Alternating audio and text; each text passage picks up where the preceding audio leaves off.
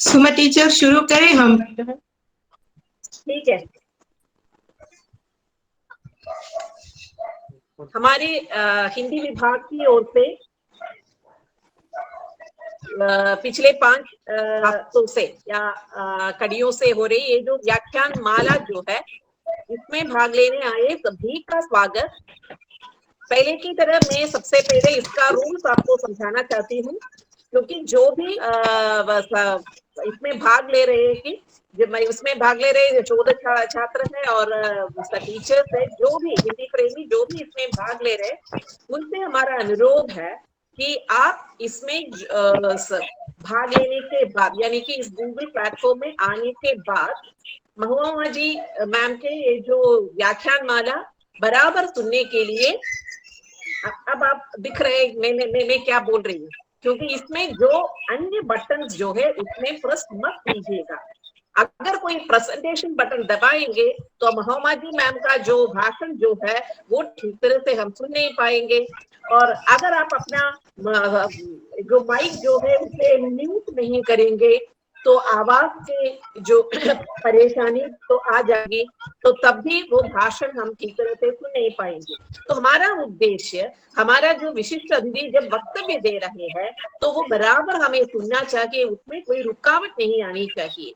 तो आजकल जो तकनीकी में इतनी बड़ी प्रगति हो गई है, इसलिए इस कोरोना के इस माहौल में भी हम इस तरह के वेबिनार द्वारा इस बड़े बड़े महान हस्तियों से हमारी मुलाकात हो रही है, बहुत बड़ी बात है। तो वहां हमारा फर्ज है कि वो जो वक्तव्य जो है वो बराबर सुने। तो सभी इसमें भाग लेने वाले सभी लोगों से सप्रेम अनुरोध है कि वो अपना माइक म्यूट करे और अपने जो प्रेजेंटेशन जो है वो बटन न दबाए। फिर से सुलोचना यादव जी, आप जरा अपने प्रेजेंटेशन बटन मत दबाइएगा। तो ये मेरा पहला अनुरोध है। अब मैं अपनी इस व्याख्यान माला की ओर जा रही हूँ। औपचारिकता केवल मैं इसके बारे में कुछ बताना चाहूंगी कि ये 5वीं कड़ी है हमारी लेक्चर सीरीज से। आज हमारे साथ मौजूद है हिंदी साहित्य के विशिष्ट हस्ती महुआ माजी जी, जो अपने पहले उपन्यास के प्रथम उपन्यास के साथ ही हिंदी साहित्य में विशिष्ट प्रतिष्ठा जमाने वाली लेखिका आज हमारे साथ मौजूद है। यह बहुत बड़े सौभाग्य की बात है।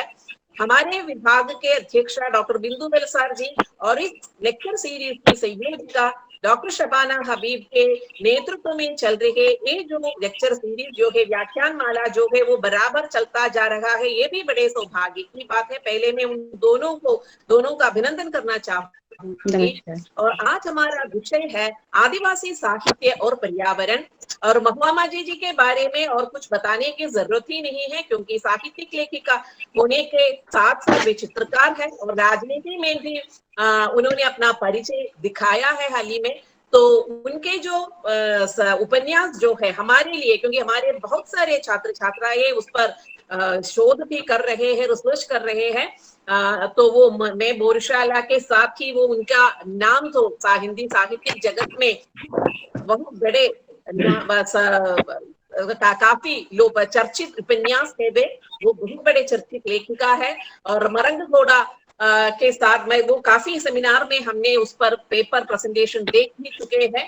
और संवेदना की अनुभूति जिस तरह वे अपने उपन्यासों में प्रस्तुत कर रही है वो देखने लायक है। उन सबके बारे में वे इस वक्तव्य में अपना दृष्टिकोण प्रस्तुत करेंगे। आदिवासियों के बारे में वो जो मरंग घोड़ा नीलकंठ हुआ में हमने देखा था, उनके जो वर्णन शैली जो है यूरेनियम की तलाश की जितनी बड़ी कठिनाई उठा रही है, वो आदिवासियों के बारे में उन्होंने बड़ा मर्मस्पर्शी वर्णन प्रस्तुत किया है।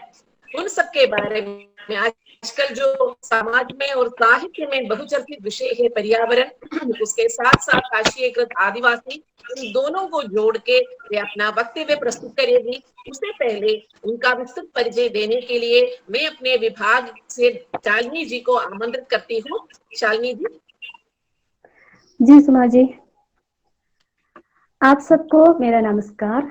आज सरकार वनिता कॉलेज त्रिवेंद्रम के हिंदी विभाग द्वारा आयोजित 5वां व्याख्यान माला है।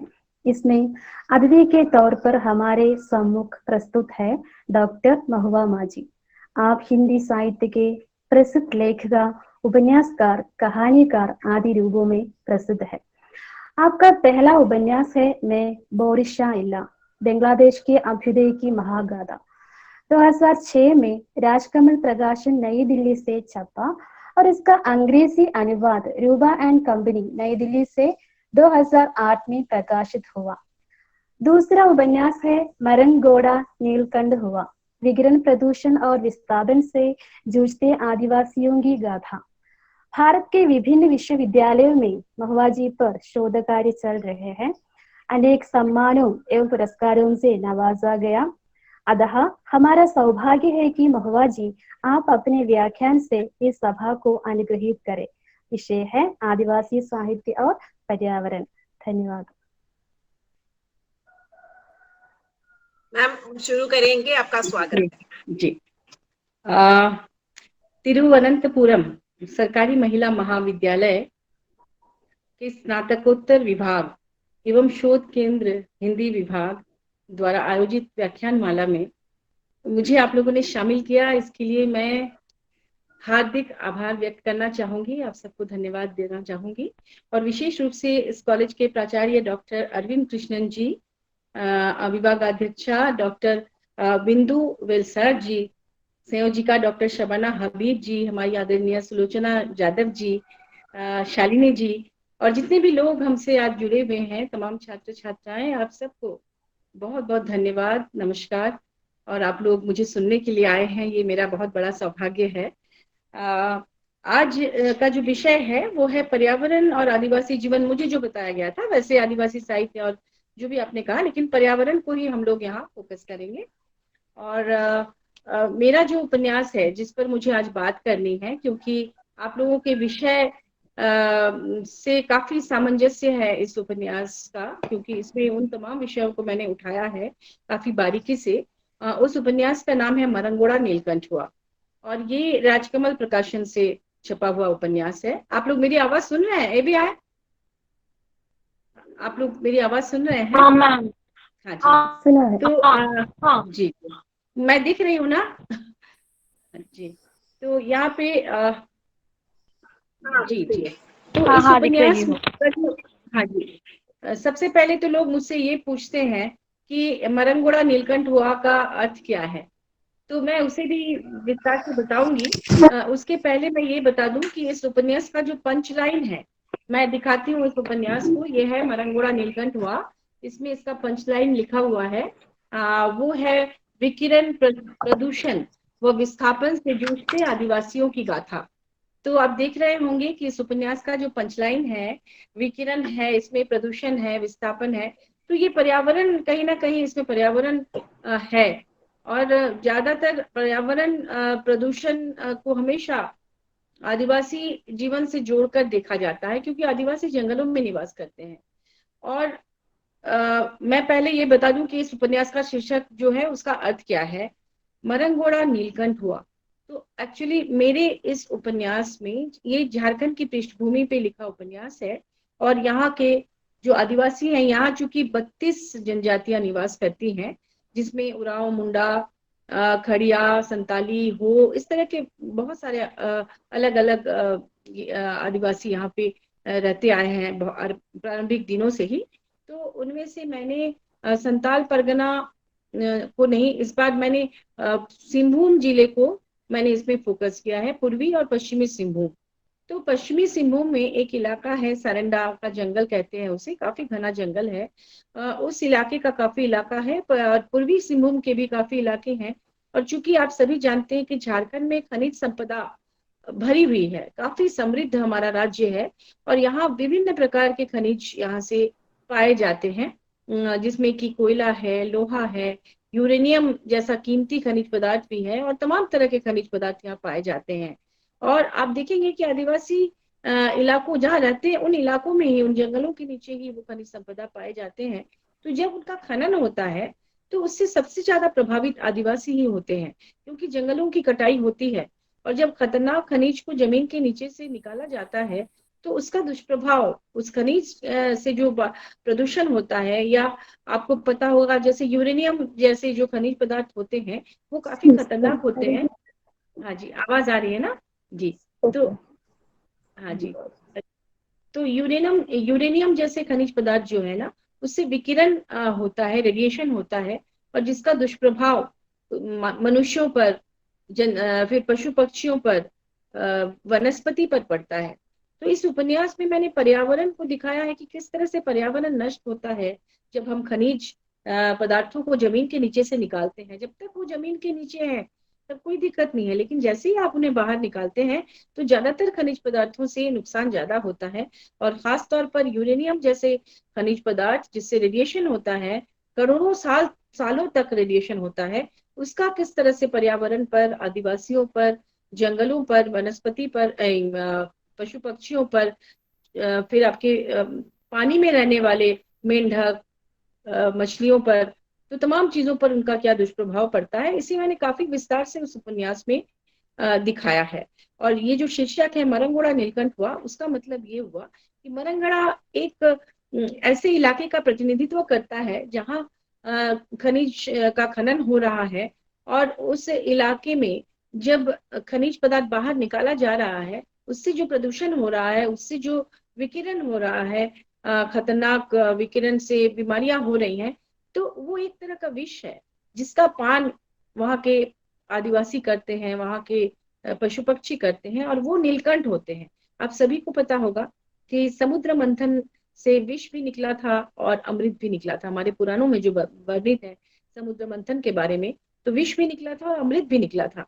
तो अमृत का पान हम लोग करते हैं इंसान, क्योंकि उस समय देवताओं ने अमृत का पान किया था, और जो विष निकला था उसका पान भगवान शंकर ने किया था, शिव जी ने किया था, वो नीलकंठ हो गए थे।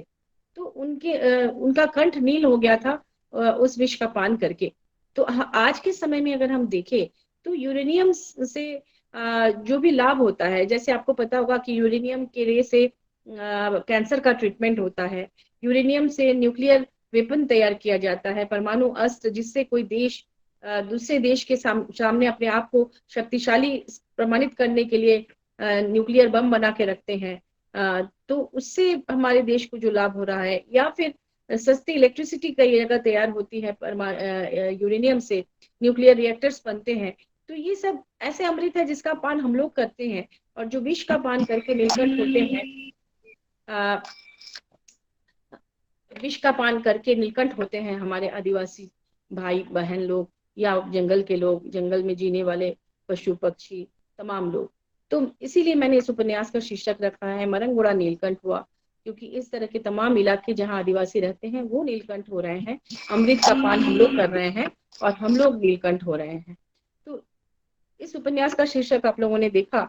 अब मैं ये बताना चाहूंगी कि कुछ सवाल भी मेरे पास आए हैं, लेकिन मैं ये बताना चाहूंगी कि किस तरह से पर्यावरण को बचाने की कला आदिवासियों के पास है।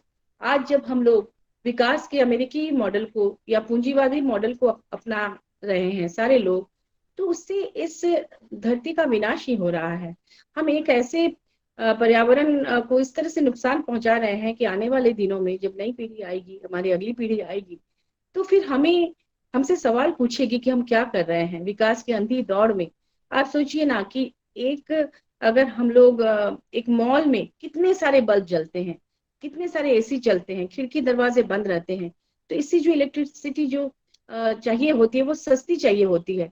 तब उसके लिए खनन करके यूरेनियम जैसी चीजों को निकालते हैं लोग, ताकि सस्ती इलेक्ट्रिसिटी पैदा हो।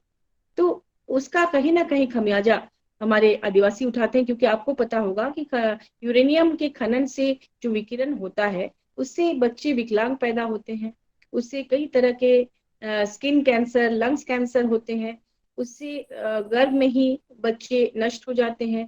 आपको पता होगा जहां जहां यूरेनियम का खनन हुआ है वहां आप शोध करके देख लीजिए किस तरह का नुकसान होता है, क्योंकि जमीन से निकलने के बाद आप उन पत्थरों को जो नीचे से निकलता है उसको प्रोसेस करने के पहले आप जहां भी डंप करके रखते हैं वहां से रेडिएशन होना शुरू हो जाता है।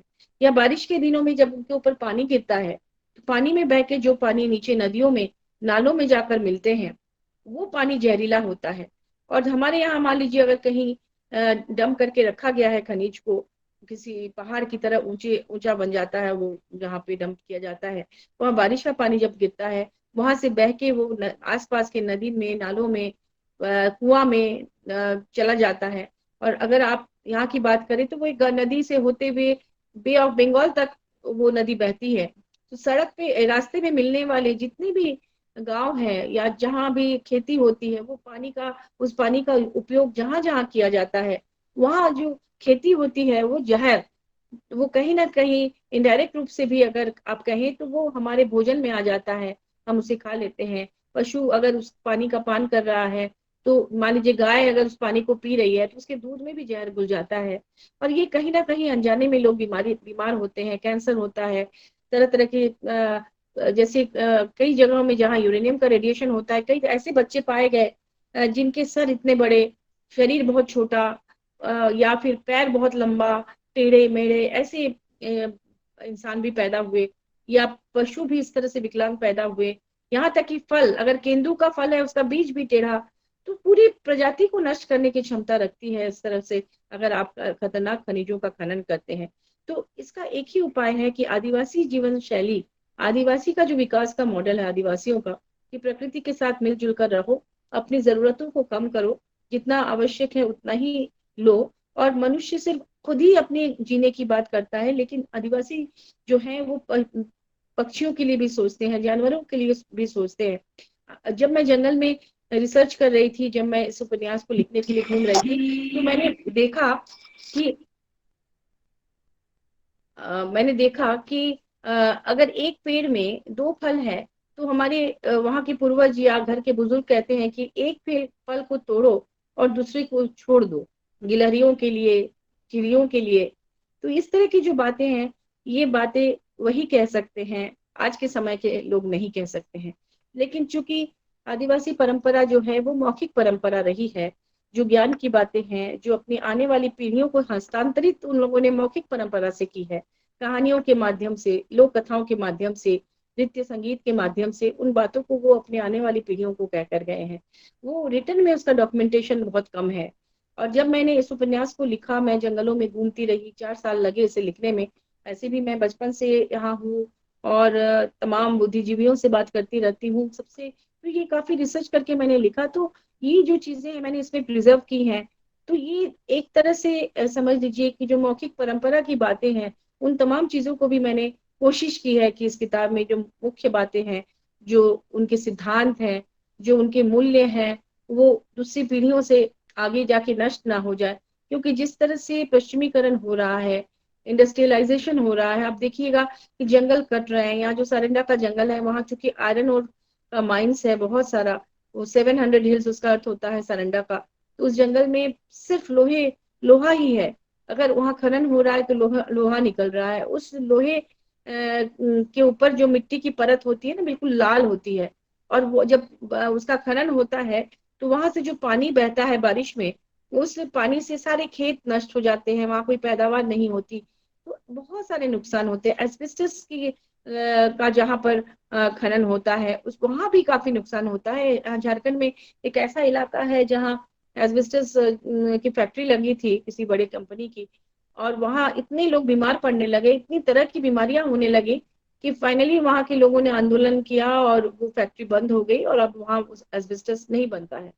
तो मुझे लगता है कि इस तरह के मुद्दों को साहित्य में भी आना चाहिए और लोगों को सोचना चाहिए कि हम पर्यावरण की रक्षा कैसे करें। आपको पता होगा कि अगर एक बार एक परमाणु बम का विस्फोट हो जाए तो पूरी दुनिया से जीवन का नामो निशान मिट जाएगा। और आपको पता होगा कि कई देशों के पास इतने शक्तिशाली परमाणु बम हैं, जो कि हिरोशिमा या नागासाकी में जिस तरह के बम गिराए गए थे जिससे इतनी तबाही हुई थी, उससे कई कई गुना ज्यादा शक्तिशाली बम है कि जिससे न सिर्फ वो देश बल्कि पूरी दुनिया तबाह हो सकती है। तो हमें पर्यावरण की रक्षा करनी होगी। इस तरह के खतरनाक खनिजों का के खनन पे बहुत लिमिटेशन लाना होगा कि जितनी आवश्यकता है, बहुत जरूरी है किसी के जीवन को बचाने के लिए, कैंसर के ट्रीटमेंट के लिए, उतना ही इस्तेमाल हो, उससे ज्यादा उसकी बर्बादी ना हो, उसके रख रखाव का ध्यान रखा जाए। इसको लेकर आंदोलन भी काफी किया वहां के लोगों ने। लेकिन वो इतना खतरनाक वो खनिज है कि चाहे आप कितना भी उसको सुरक्षित रखने की कोशिश करें, उसको आप रोक नहीं सकते, क्योंकि जब पानी के अंदर वो चला जाता है तो उससे बीमारियां होती ही हैं। तो मैंने इस उपन्यास में इसीलिए आदिवासी जीवन को दिखाया है कि किस तरह से वो जंगल के साथ मिलजुल कर रहने की कला जानते हैं, किस तरह से शिकार से लेके उनके जितने भी रिचुअल्स हैं, जितने भी संस्कार हैं जीवन के, चाहे जन्म संस्कार हो, विवाह संस्कार हो, मृत्यु संस्कार हो, या तमाम चीजें, उत्सव जितने भी हैं, सभी कुछ जंगल के साथ इस तरह से जुड़े हुए हैं। हमारे यहाँ जो आदिवासियों की जो पर्व होते हैं, कर्मा, सरहुल, ये सब कुछ प्रकृति को बचाने के लिए है, प्रकृति के साथ मिलजुल कर रहने की कला को आने वाली पीढ़ियों को बताया जाता है। तो पर्यावरण को अगर बचाना है तो आपको जंगल को बचाना होगा। जंगल को बचाएंगे तभी आदिवासी संस्कृति बचेगी। और वो जो संस्कृति है वो अत्यंत मूल्यवान संस्कृति है, जिसे हम नहीं समझते हैं, क्योंकि इनके पास जीवन की कला है। अभी आप देखिए, कोरोना के संकट के समय में हमें बहुत कुछ सोचने का वक्त मिला। हमने बहुत कुछ देखा कि हम चाहे कितना भी विकास कर ले, लेकिन कहीं ना कहीं हमें घूमकर वहीं वापस आना है। अभी लोग पहले हमारे जो पूर्वज या हमारे बुजुर्ग कहा करते थे कि तुलसी के पत्ते का काढ़ा पियो, या जो भी हमारे मसाले हैं उन चीजों का इस्तेमाल, अदरक का इस्तेमाल, हम लोग चाहे कितना भी पश्चिमी सभ्यता की ओर जाए, अभी वापस लोग ट्रेडिशनल चीजों का इस्तेमाल कर रहे हैं बीमारी से बचने के लिए। लोग भारत की तरफ देख रहे हैं। तो मुझे लगता है कि कहीं ना कहीं हमारे पास एक ऐसी संपदा है जिसके माध्यम से हम लोग पर्यावरण की रक्षा कर सकते हैं। भोगवादी परंपरा को बढ़ावा न देकर हमें हमारे मिलजुल कर रहना सीखना होगा, जो कला आदिवासियों के पास है, क्योंकि ये सामूहिकता पर ध्यान देते हैं, सामूहिक निर्णय लेते हैं, सामूहिक नृत्य, संगीत, इन तमाम चीजों के साथ इनका जीवन चलता है। तो मुझे लगता है कि अगर पर्यावरण की रक्षा करनी है तो आदिवासियों को बचाना होगा। और मेरे उपन्यास में इस तरह की बातें भरी हुई हैं। पूरे उपन्यास को आप पढ़ेंगे तो इसके बारे में मैं बता दूं, ये हमारे आदरणीय विजय मोहन सिंह जी, जो कि बहुत बड़े आलोचक हैं, इन्होंने कहा था कि आज के विश्वव्यापी आदिवासियों के जीवन पर सर्वाधिक प्रभाव वहां यूरेनियम प्राप्त करने के लिए किए जाने वाले खनन का पड़ रहा है, जिससे जो रेडियो धर्मी प्रदूषण फैल रहा है उसका दुष्प्रभाव द्वितीय विश्व युद्ध में हिरोशिमा तथा नागासाकी पर गिराए गए परमाणु बमों के दुष्परिणामों से भी कई गुना अधिक है। संसार में विनाश का यह नृशंस तांडव क्रमिक रूप से चुपचाप, बिना किसी आक्रमण या युद्ध के मनुष्यों के एक विशाल समूह को नष्ट करता जा रहा है। यह उपन्यास समग्र रूप से तथाकथित सभ्य देशों द्वारा किए जाने वाले सामूहिक नरसंहार के विरुद्ध निर्मित एक नई मुक्ति वाहिनी की कथा है। इस रूप में यह नक्सलवादी आंदोलनों तथा माओवादी गुरिल्ला युद्धों को भी नए सिरे से परिभाषित करता है। तो इसमें इस तरह की कुछ बातें हैं। और महाश्वेता देवी ने भी, हमारी आदरणीय दीदी, जिन्होंने आदिवासी जीवन पर काफी काम किया है, इन्होंने भी इस उपन्यास पर कुछ लिखा था, जो इस राजकमल प्रकाशन द्वारा प्रकाशित मेरे इस उपन्यास में दिया गया है। तो इन्होंने लिखा है, आदिवासियों को लेकर शोध, संवेदना और प्रेम के साथ लिखी गई पुस्तक। इस पुस्तक को हर स्कूल कॉलेज तक जाना चाहिए। यह आदिवासियों पर लिखा गया सबसे महत्वपूर्ण उपन्यास है। तो इन लोगों का मेरे ऊपर स्नेह था और इस किताब को पढ़कर अच्छा लगा, तो इन्होंने अपनी बातें रखी। और मुझे पूरा विश्वास है कि जिस तरह से आप लोग भी इस उपन्यास पर शोध कर रहे हैं और जिस तरह से विभिन्न विश्वविद्यालयों में शोध हो रहे हैं, तो कई लोगों तक ये बातें पहुंची होंगी कि किस तरह से आदिवासी प्रकृति के साथ मिलकर जीना जानते हैं। और इस पर्यावरण की रक्षा का जो मूल मंत्र है वह उन्हीं लोगों के पास है। एक और बात कहना चाहूंगी कि यहाँ आप लोगों ने कुछ सवाल मुझे भेजे थे। अगर मैं पढ़ के उन सवालों को उसका जवाब देना चाहूंगी। मुझे शबीना जी ने ये दिया था सवाल, आदिवासी लोगों की प्राकृतिक संपत्ति जल, जंगल, जमीन और जीवन के लिए विघातक तत्वों के विरुद्ध उठने वाला स्वर मात्र साहित्य तक सीमित है। आदिवासी जीवन और उनके परिवेश में के आधार पर रचे गए हिंदी साहित्य ऐसे नैसर्गिक स्रोतों को बनाए रखने में कहाँ तक सफल हुए हैं। तो मैं इसका जवाब यही देना चाहूंगी कि जिस तरह से फिल्म हम देखते हैं, तो फिल्मों का इनडायरेक्ट प्रभाव हम लोगों पर पड़ता है। ऐसा नहीं है कि उस फिल्म को देखकर हम लोग तुरंत किसी आंदोलन में उतर जाएं या तुरंत हम लोग कोई काम कर दे, लेकिन कहीं ना कहीं अगर आप ऐसी किताबें पढ़ते हैं साहित्य में, या इस तरह की फिल्म देखते हैं, लोगों से इस तरह की बातें सुनते हैं, तो कहीं ना कहीं आपके दिमाग में ये बातें घर करेंगी और आप खुद भी धीरे धीरे प्रकृति के संरक्षण के बारे में सोचने लगेंगे। आप देखिए, स्वतंत्रता आंदोलन के समय में हमारे देश में बहुत सारे ऐसे कवि हुए जिन्होंने कविताएं लिखी, जिन्होंने नाटक किया, या साहित्य के माध्यम से जिन्होंने स्वतंत्रता का बीज बोया। तो ऐसा नहीं है कि लिखने के तुरंत बाद तुरंत हो गया, लेकिन कहीं ना कहीं धीरे धीरे लोगों के मन में ये बातें घर कर गई कि हाँ, हमें इस देश को आजाद करना है। तो मुझे लगता है कि इस तरह से अगर साहित्य में या कविता के माध्यम से, उपन्यास के माध्यम से, कहानी के माध्यम से इस तरह की बातें आए और आप जैसे शोधार्थी या छात्र छात्राएं इस पर काम करें, अगर शोध करें, तो निश्चित रूप से लोगों के मन में लोगों में जागरूकता आएगी और वो प्रकृति संरक्षण की बात करेंगे, पर्यावरण की रक्षा की बात करेंगे, क्योंकि भोगवादी संस्कृति जो है यही पर्यावरण को सबसे ज्यादा नुकसान पहुंचा रही है। दूसरा सवाल मुझे जो दिया गया था वो है, आज औद्योगिक विकास के लिए खनिज संपदा और जंगल पहाड़ के इलाके राष्ट्रीय अर्थव्यवस्था के लिए अनिवार्यतः उपयोगी माने जा रहे हैं और ये सारी सहूलियतें इन्हीं आदिवासी अंचलों में सुलभ है, लेकिन आधुनिक सुविधाओं से भी वे लोग वंचित हैं। ऐसा क्यों? एक्चुअली मुझे जैसा लगता है कि इसका जो कारण है वो है गरीबी और अशिक्षा। जो गरीब हैं उनको छोटे छोटे काम के लिए उनकी पूरी पूरी एनर्जी जो है चली जाती है। अब सोचिए ना, एक महिला जो गांव में रहती है वो सिर्फ अपना चावल पकाने के लिए वो जंगल जाती है, कुछ लकड़ियां चुनने के लिए, ईंधन के लिए, और वो कई कई घंटे तक वहां लगा देती है सिर्फ कुछ लकड़ियां चुनकर लाने के लिए। तो समय उनके पास बचता नहीं है, वो घर के काम में और छोटे मोटे काम में उनकी पूरी एनर्जी चली जाती है। वो इसके लिए आंदोलन करे या इसके लिए आवाज उठाए, इसके लिए सोचे, एक तो उनके पास शिक्षा का अभाव है। जो सरकारी स्कूल्स होते हैं ज्यादातर ग्रामीण इलाकों में, दुर्गम इलाकों में, उनका क्या स्टैंडर्ड है इंडिया में अभी तक आप देख ही रहे होंगे। प्राइवेट स्कूलों से वो नहीं, प्रतियोगिता अगर में देखा जाए तो उस उनके लेवल के वो नहीं है, जिसके कारण जो शिक्षित में अगर स्कूल में किसी ने पढ़ाई कर भी ली है तो वो अक्षर ज्ञान ही होता है। दरअसल असली शिक्षा नहीं के बराबर होती है यहाँ। तो मैं देखती हूँ झारखंड वगैरह में भी अभी तक कि यहाँ स्कूलिंग जो होती है वहाँ शिक्षक सही ढंग से नहीं पढ़ाते हैं, या इंफ्रास्ट्रक्चर की कमी होती है, या घर में ऐसा परिवेश नहीं मिलता।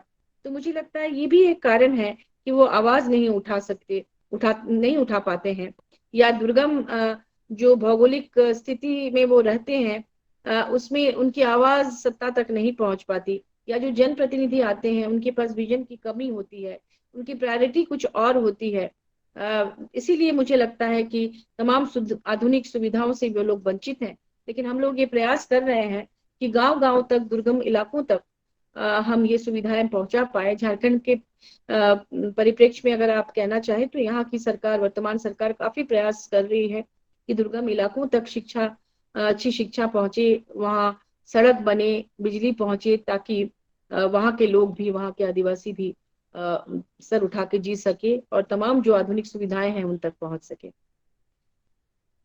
इसके अलावा एक और सवाल मुझे दिया गया था जिसमें ये था, आदिवासियों को ही हमेशा विस्थापन का दंश झेलना पड़ता है, क्यों? तो मुझे ऐसा लगता है, जैसे लोग कहते हैं कि यहाँ जहाँ जहाँ आदिवासी इलाकों में खनन होता है और कीमती खनिज पदार्थ हैं, तो ये देखा गया है कि जिनके पांव के नीचे, जिनकी धरती के नीचे सबसे कीमती और इतने सारे खजाने हैं दबे हुए खनिज पदार्थ के रूप में, उसके ऊपर रहने वाले सबसे गरीब होते हैं। ऐसा क्यों? ये एक विडंबना ही है।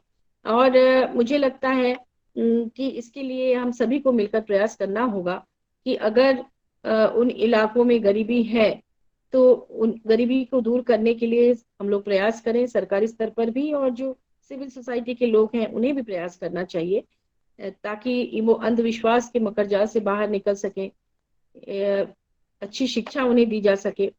एक और सवाल है, समकालीन आदिवासियों के जीवन की चुनौतियां क्या क्या हैं? यहाँ डायन प्रथा एक बहुत बड़ी समस्या है, न सिर्फ झारखंड की बल्कि कई आदिवासी इलाकों की, चाहे वो छत्तीसगढ़ हो, बंगाल हो, बिहार हो, कई इलाकों में, और भी कई इलाके हैं हमारे देश में डायन के नाम पर प्रताड़ित किया जाता है महिलाओं को भी, कुछ पुरुषों को भी। तो इसके पीछे कहीं ना कहीं अशिक्षा है, अंधविश्वास है, संपत्ति विवाद भी है। संपत्ति हड़पने के लिए भी कई बार महिलाओं को, जो कि अकेली होती हैं, जिनके पति नहीं होते हैं, और ऐसी महिलाएं जो बेबस होती हैं, असहाय होती हैं, ऐसी महिलाओं को डायन कह के प्रताड़ित किया जाता है। मानव तस्करी, ट्रैफिकिंग एक बड़ी समस्या है हमारे देश में, आदिवासियों के बीच में, क्योंकि नौकरी देने के नाम पर ऐसी महिलाओं को दूसरे राज्यों में ले जाया जाता है और उनका तरह तरह से शोषण होता है। तो मानव तस्करी को बंद करने के लिए गरीबी दूर करनी होगी। अगर गरीबी नहीं रहेगी तो निश्चित रूप से वो रोजगार के लिए दूसरे राज्यों में नहीं जाएंगे। अपने राज्य से बेरोजगारी दूर करनी होगी, उन्हें सम्मानजनक रोजगार देना होगा। और ये तमाम प्रयास हमारे यहाँ तो किया जा रहा है सरकारी स्तर पर भी, और जल्द से जल्द हम लोग इन चीजों से इस राज्य को उबार पाए, ये भी प्रयास चल रहा है। हम लोग चाहेंगे कि जिस दिन हमारे देश से बेरोजगारी और गरीबी आदिवासी इलाकों में खास तौर पर इस पर विचार विमर्श किया जाएगा, इससे उबारने की कोशिश की जाएगी, उस दिन हमारे यहाँ तस्करी का मामला भी खत्म हो जाएगा।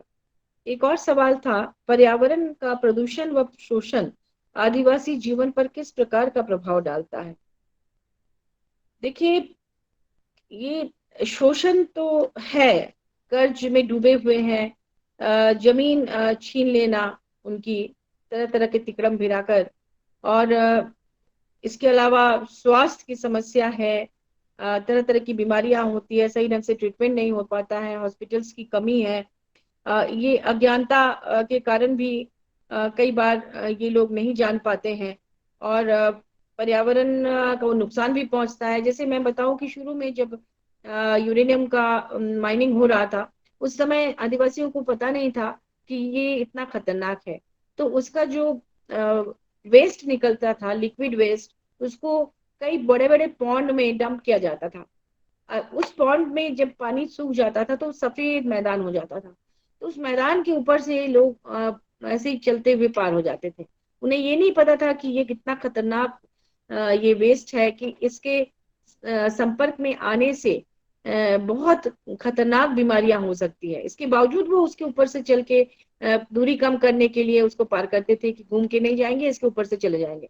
और उन्हें बताया नहीं गया, अज्ञानतावश उन लोगों ने बहुत सारी बीमारियों को आमंत्रित कर डाला और बीमार पड़ गए, विकलांग हो गए, कैंसर से पीड़ित हो गए, शारीरिक विकलांगता तरह तरह की, कभी सर टेढ़ा जन्मा कोई बच्चा है तो वो भी विकलांग पैदा हुआ, गर्भ में के बच्चे मर गए। तो इस तरह से अज्ञानता के कारण भी हुआ। तो आदिवासी जीवन पर तो इसका बहुत ही गहरा प्रभाव पड़ता है, क्योंकि उनका जीवन ही प्रकृति के साथ जुड़ा हुआ है। और आप जब प्रकृति को नष्ट करेंगे, जंगल काट देंगे, आप जब नदियों को प्रदूषित कर देंगे, खेत को प्रदूषित कर देंगे, तो उनका सीधा असर आदिवासियों पर पड़ता है। ये सवाल आपका जो है, इसके अलावा और भी दो सवाल यहाँ पर मुझसे पूछे गए हैं। उसमें पहला सवाल है, पर्यावरण एवं आदिवासी जीवन की विडंबना तत्कालीन राजनीति और उसका शोषण है। इन दोनों को राजनीतिक षड्यंत्रों ने बद से बदतर बनाया है। क्या राजनीति स्वच्छ होगी तो पर्यावरण की समस्या मिटेगी, आदिवासी का जीवन सुधरेगा? निश्चित रूप से अगर राजनीति स्वच्छ हो तो निश्चित रूप से आदिवासियों का जीवन सुधरेगा, क्योंकि राजनीतिक भागीदारी बहुत जरूरी है अपनी आवाज उठाने के लिए, अपने हक को पाने के लिए। जब तक आप देखेंगे कि एक बच्चा भी जब तक नहीं रोता है, माँ उसे दूध नहीं पिलाती है, तो रोने पर ही माँ को पता चलता है कि उसे भूख लगी है। तो उसी तरह से उनको खुद अपना प्रतिनिधित्व करना होगा। अगर अपने क्षेत्र में कोई समस्या है तो उसे उस आवाज को उठाने के लिए उन्हें जनप्रतिनिधि बनकर चुनकर आना होगा। वो अगर एमएलए, एमपी या जितने भी तरह के इलेक्शंस होते हैं उसमें अगर वो आएंगे तो अपने हिसाब से वो पॉलिसी बना सकेंगे, वो अपनी आवाज उठा सकेंगे, अपने लोगों की आवाज उठा सकेंगे। इसलिए बहुत जरूरी है कि अपने इलाके से जो सच्चा जनप्रतिनिधि है, जिसे अपने लोगों से प्यार है, जिन्हें अपनी समस्या के बारे में पता है, ऐसे लोगों को राजनीति में आनी चाहिए। और राजनीति स्वच्छ होगी तभी ऐसे लोग, ऐसे गरीब गुरबा राजनीति में आ पाएंगे, क्योंकि आज के समय में राजनीतिक पैसों का खेल हो गया है। कई जगह आप देखेंगे कि लाखों करोड़ों रुपए खर्च करके लोग चुनाव जीतने के लिए बाहर से आ जाते हैं। लेकिन अगर स्वच्छ तरीके से चुनाव हो तो सच्चे जनप्रतिनिधि उभर कर आएंगे, वो अपनी आवाज उठाएंगे, अपने इलाके में काम करेंगे और अपने लोगों के दुख को दूर करेंगे। तो इसलिए मुझे लगता है कि इसमें स्वच्छ राजनीति बहुत जरूरी है। इससे पर्यावरण की समस्या निश्चित रूप से मिटेगी, क्योंकि वो उन्हें पता है कि किस तरह से हम जंगल के साथ मिलकर अपने जीवन यापन कर सकते हैं। एक और सवाल है, पर्यावरण विमर्श और आदिवासी विमर्श तो समृद्ध है, लेकिन आदिवासी लोग सचेत हैं क्या?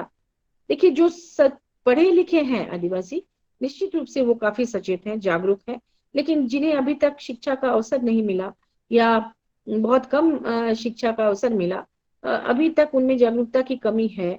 और क्योंकि देखिए कई आदिवासी आंदोलनकारी रहे हैं जो लगातार आंदोलन करते रहे हैं। तो आपको पता होगा, इसको लेकर सिर्फ हमारे देश में ही नहीं, विदेशों तक कई आंदोलन चल रहे हैं जो अपने जल जंगल जमीन की लड़ाई लड़ रहे हैं। लेकिन राजनीति ऐसी होती है कि ऐसी आवाजों को दबाने की कोशिश की जाती है और वो थक हार कर कई बार चुप भी हो जाते हैं। तो मुझे लगता है कि इसके लिए बहुत जरूरी है कि हम उन्हें शिक्षित करें, अच्छी शिक्षा दें। क्वालिटी एजुकेशन से ही वो अपनी बात को रख पाएंगे और ज्यादा सचेत हो पाएंगे, अपने लोगों को सचेत कर पाएंगे। अब मैं एक तरफा बहुत देर तक बोली हूँ। अब मैं चाहूंगी कि हमारे जो श्रोता हैं, हमारे जो छात्र छात्राएं हैं, अगर आप लोगों को कुछ पूछना है तो मुझसे बात कर सकते हैं, फिर अपनी बात अलग से रखूंगी। धन्यवाद महुआ जी। जी मैं आपसे ये जो कमेंट बॉक्स में बहुत सारी जो प्रश्न आ गए हैं, जैसे कि जी आपने मरंघोड़ा नीलकंठुआ को सामने रखकर आदिवासियों के बारे में बहुत ही सारगर्भित व्याख्यान जो सुनाया है। और ये तो सही है कि हम समाज में कुछ समस्याओं को बरकरार रखना राजनीतिक आजकल के राजनीतिक चाहते हैं, क्योंकि ये भी एक प्रकार की कूटनीति है उनके। आज भी हमारे 21वीं सदी के हमारे भारत में आज भी कालाहांडी जैसे जगह उसी तरह जी मौजूद है। ये भी इसका उदाहरण है। तो आपने जो आदिवासियों के बारे में, आदिवासियों का जो हाशिएकृत समाज जो है, मुझे लग रहा है कि वर्तमान राजनीति उसे उसी तरह ही बरकरार रखना चाहते हैं। जैसे भी वो काफी लोगों ने प्रश्न पूछा है और काफी लोगों ने ये भी कहा है जो मरंघोड़ा नीलकंठुआ जो है वो उसका संस्कृत रूप भी, यानी कि छात्र संस्करण निकालना चाहिए, क्योंकि बहुत बड़ा नोवेल है। मेरे पास भी है इसकी एक कॉपी। और जी दूसरी बात उन्होंने कहा इस पर एक फिल्म भी बनाना चाहिए, ताकि कुछ ज्यादा लोकप्रिय हो जाए, क्योंकि आजकल तो बुक रीडिंग तो ज्यादा होता नहीं, लेकिन जब अगर फिल्म निकले इस पर जी तो जी उसकी लोकप्रियता या उसके बारे में, जहाँ आपने जो यूरेनियम के बारे में जो बताया, वहां की जो आदिवासी जो है उनके बारे में ज्यादा लोगों तक पहुंच सके, उनकी बातें, आदिवासियों की समस्या, ये इसमें जो हुआ। लेकिन प्रश्न के रूप में जो आया है वो जी इको फेमिनिज्म के बारे में, पारिस्थितिक स्त्रीवाद के बारे में सुकीदा जी ने कहा है, उसके बारे में आप अपना विचार रखिए। मतलब ये जो आदिवासी और पर्यावरण के साथ साथ इको फेमिनिज्म यानी कि पारिस्थितिक स्त्रीवाद के बारे में आप अपना विचार रख सकेंगे क्या? अच्छा, पारिस्थितिक स्त्रीवाद ना। हाँ देखिए, स्त्रीवाद, हाँ मैं चूंकि यहाँ झारखंड की महिला आयोग की अध्यक्ष भी रही हूँ, तो मुझे काफी महिलाओं से मिलने जुलने का अवसर हमेशा मिलता रहा है। हाँ जी। और जैसे पारिस्थितिक स्त्रीवाद जो आप कह रही हैं, मैं तो झारखंड में देखती हूँ कि यहाँ न सिर्फ आदिवासी बल्कि पूरे भारत की महिलाएं कहीं ना कहीं हमारे झारखंड में रहती हैं, क्योंकि यहाँ पे इंडस्ट्री है, काफी इंडस्ट्रियल एरियाज हैं, क्योंकि माइंस है बहुत सारे, तो फैक्ट्रीज हैं, तो उसमें काम करने के लिए पूरे देश भर के लोग आते हैं। तो मैंने यहाँ देखा है यूपी के लोग, फिर बंगाल, बिहार, उड़ीसा और हर जगह साउथ के लोग, नॉर्थ इंडिया, हर जगह की महिलाएं रहती हैं। तो उनको भी मैंने बहुत करीब से देखा है और उनकी समस्याओं को भी देखा है। तो मैंने देखा है कि अलग अलग समाज में और अलग अलग धर्म में महिलाओं की स्थिति भी अलग अलग है। हम लोग इसको ये नहीं कह सकते हैं कि हाँ भारत की महिलाएं ऐसी हैं, ये हम कह ही नहीं सकते हैं, क्योंकि मैंने देखा है कि अगर एक घर में 5 बेटियां हैं और पांचों बेटियों की शादी अलग अलग घर में हुई है, उन पांचों बेटियों की स्थिति अलग अलग। किसी के परिवार, मैंने किसी के ससुराल में महिलाओं को काफी मतलब स्वतंत्रता दी गई है, वो बाहर निकल कर नौकरी कर रही है। उसी में से एक बहन के का ऐसे परिवार में शादी हो सकता है जहां पर पर्दे में, घूंघट में रहना है, घर से बाहर नहीं निकल रहा है। हाँ, तो ऐसे मैंने देखा कि हर घर में, हर समाज में, यहाँ तक कि अगर आप एक शहर की बात करें, अगर मैं रांची शहर की ही बात कर लूं, तो रांची शहर में अगर आप अलग अलग मोहल्लों में जाएंगे ना, तो उस मोहल्ले में भी अलग अलग जगह पे अलग अलग स्टेटस की महिलाएं हैं। परिस्थिति उनकी जैसी है ना, उसके हिसाब से उनका सोशल स्टेटस है। तो ये जो आप कह रहे हैं ना स्त्रीवाद, इसको हम लोग एक साथ नहीं कह सकते कि पूरे भारत की महिलाएं ऐसी हैं, या सिर्फ साउथ में भी आप देख लीजिए, अगर साउथ इंडिया की बात करें तो उसमें भी आप सोचिए कि जो प्रॉपर शहर में रहने वाली महिलाएं हैं, उनकी स्थिति कैसी है, गांव में कैसी है, कस्बे में रहने वाली की कैसी है, या किसी अलग आपके आसपास के जो स्टेट्स हैं अलग अलग, वहाँ कैसी है, वहाँ अलग अलग रिलीजन में अलग अलग है। हिंदू समाज में एक तरह का है, मुस्लिम समाज में एक तरह का है, ट्राइबल सोसाइटी में एक तरह का है, तो सिख समाज में एक तरह का है। तो ऐसे मैं देखी हूँ, तो ये मैं एक साथ नहीं बोल सकती कि हाँ, तो मैं ये जरूर मानती हूँ कि परिस्थितियों के हिसाब से ही महिलाओं का जो स्टेटस है वो उस पर डिपेंड करता है जी। और ये जो आप कह रहे हैं छात्र संस्करण, ये बहुत अच्छा प्रस्ताव है। आप लोग राजकमल प्रकाशन में जरूर बोलिएगा, मैं भी यहाँ से बोल दूंगी वहाँ प्रबंधक को। और ये ऐसे भी इसका ना पेपर बैक संस्करण तो है, इस उपन्यास का कई पेपर बैक संस्करण भी निकला है। हार्ड बाउंड की कीमत ज्यादा होती है, लेकिन पेपर बैक का कम होता है, तो वो छात्र लोगों के लिए शायद वो सुविधाजनक हो। और दूसरी बात फिल्म के बारे में, तो निश्चित रूप से ये बहुत अच्छा माध्यम होगा। अगर फिल्म बने तो और लोगों तक बातें पहुंचेंगी। तो मैं देखती हूँ, अगर कहीं से ऑफर मिलेगा तो मैं जरूर इसके लिए प्रयास करूंगी जी। और बताइए, आप लोगों को ठीक मेरी है, बात आगे समझ में प्रश्न है। आई? जी हाँ, आपकी बात को अच्छी तरह समझ भी पा रही हूँ। और ये जो जी उपन्यास जो है मरण नीलकंठ हुआ, यहाँ इतना लोकप्रिय है हमारे यहाँ केरल में, क्योंकि केरल के जितने जी। भी हिंदी प्रेमी हैं उनके पास इसकी एक कॉपी भी है। क्योंकि अच्छा। सभी नोवेल पढ़ा है, मुझे लग रहा है कि इसमें जितने भी लोग भाग ले रहे हैं उन सभी ने जी ये पढ़ा होगा, क्योंकि हमारे कई सन्यासियां चली उनमें काफी पेपर्स शोधार्थियों ने मरण नीलकंठ पर प्रस्तुत भी किया था। तो इसलिए इसका जो उसमें जो तथ्य जो है सभी को मालूम भी है, तो इसलिए आपका जो वक्तव्य जो है हमें बहुत ही इंटरेस्टिंग भी लगा, क्योंकि हम जानते हैं उसकी कहानी और हम जानते हैं उसकी जो समस्या है। और जी, यहाँ धन्यवाद। अतुला भास्कर ने एक प्रश्न उठाया है कि जी आदिवासी राष्ट्र देखते हैं कि आदिवासी लोग मुख्य धारा के साथ जुड़ जाते हैं कुछ आदिवासी, लेकिन फिर वो अपनी आदिवासी संस्कृति को भूल जाते हैं और उसकी जीवन शैली को भूल जाते हैं, कि ये कहाँ तक न्याय संगत है? जी, देखिए कई बार प्रभाव तो पड़ता है। आप जिस माहौल में रहते हैं, मान लीजिए कोई इंग्लिश मीडियम में पढ़ रहा है, तो वो फिर शेक्सपियर के वैचारिक जगत के सदस्य बन जाते हैं। तो ये होता है जब आप कहीं किसी समाज के साथ बहुत ज्यादा घुलते मिलते हैं। लेकिन मैं तो देखती हूँ कि यहाँ के जितने भी लोग हैं, वो अपने पर्व त्योहारों में और विभिन्न जो संस्कार होते हैं उनके यहाँ, उनमें इन दिनों फिर से वापस अपने अपनी संस्कृति की तरफ वापस मुड़ने की एक बहुत तीव्र इच्छा लोगों में देखी जा रही है। बीच में ऐसा हुआ था, जो आप कह रहे हैं ना कि मुख्य धारा से जुड़ते जाते हैं जीवन शैली, लेकिन अभी इधर हाल के कुछ वर्षों में मैंने एक परिवर्तन देखा है कि पहले कुछ लोगों ने उनको ये एहसास दिलाया था कि तुम्हारी संस्कृति, आप लोगों की संस्कृति उतनी उच्च कोटि की नहीं है, तो आप हमारी नकल करो। लेकिन अब लोग समझदार हो गए हैं, शिक्षा के साथ साथ अब लोग ये जान गए हैं कि उनके पास कितना मूल्यवान, उनकी संस्कृति कितनी अमूल्य है वो। तो इसके कारण वो वापस अपनी संस्कृति की तरफ मुड़ रहे हैं, और अपने पर्व त्योहार के माध्यम से, तमाम उत्सवों के माध्यम से वो प्रकृति के निकट रह रहे हैं। और ये बहुत ही खुशी की बात है कि लोगों में ये समझ पैदा हो गई है।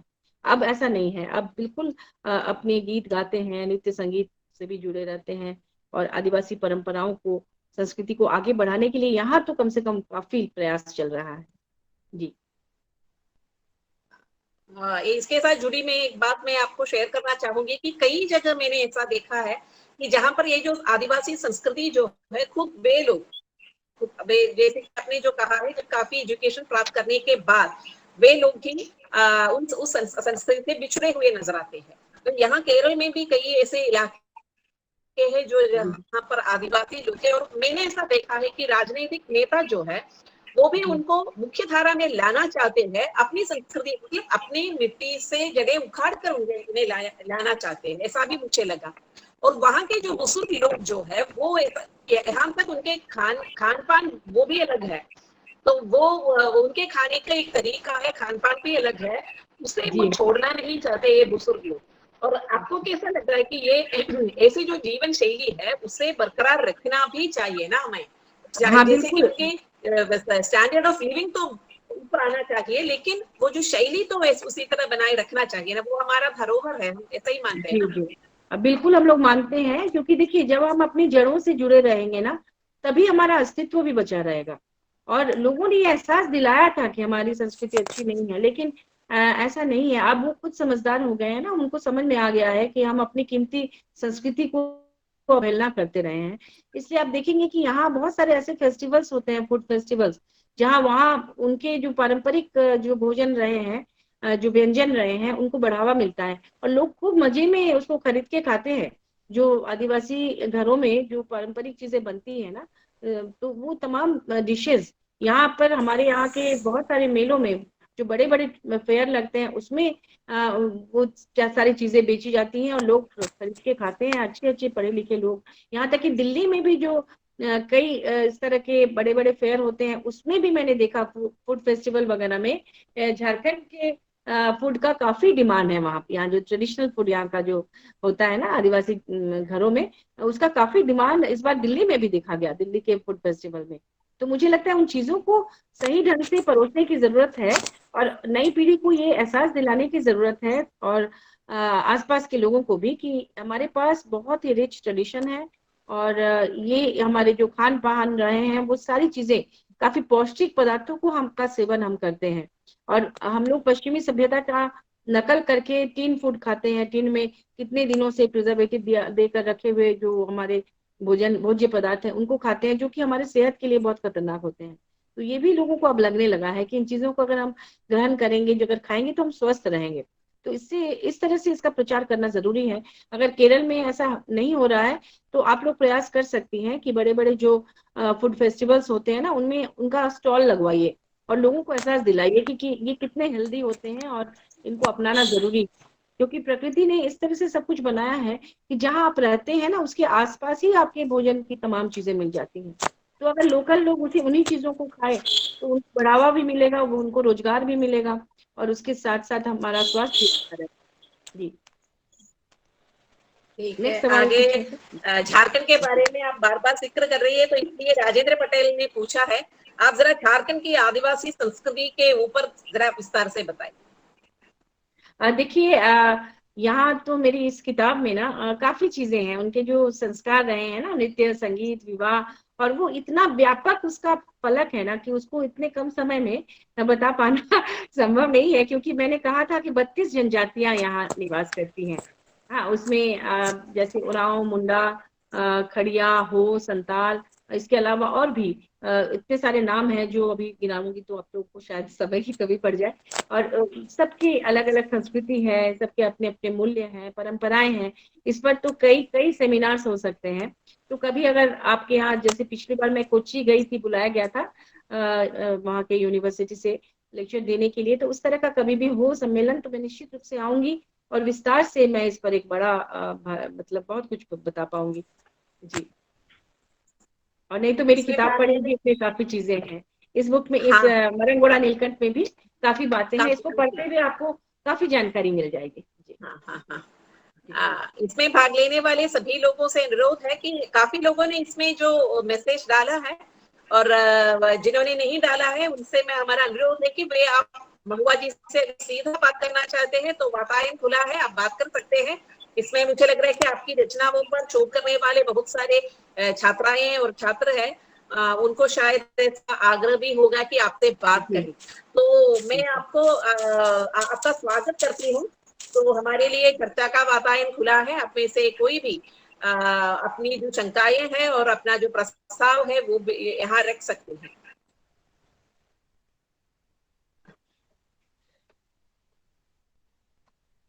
अगर है कोई तो आगे आ जाइए, नहीं तो हम आगे के प्रश्न की ओर जाएंगे।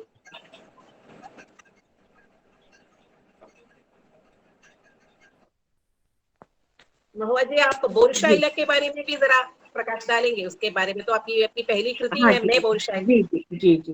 देखिए उस पुस्तक को मैंने सांप्रदायिकता विरोधी आप कह सकते हैं उस उपन्यास को, कि आज धन के नाम पर पूरे विश्व में जो एक तरह की लड़ाई हो रही है। ये उपन्यास मेरा 2006 में छप कर आया था, राजकमल प्रकाशन ने छापा, फिर रूपा एंड कंपनी ने भी इसको इंग्लिश में छापा था।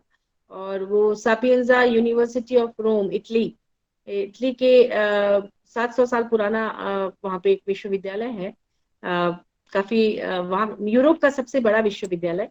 वहाँ भी बीए के कोर्स में मॉडर्न लिटरेचर में उसको पढ़ाने के लिए शामिल किया गया था उस समय।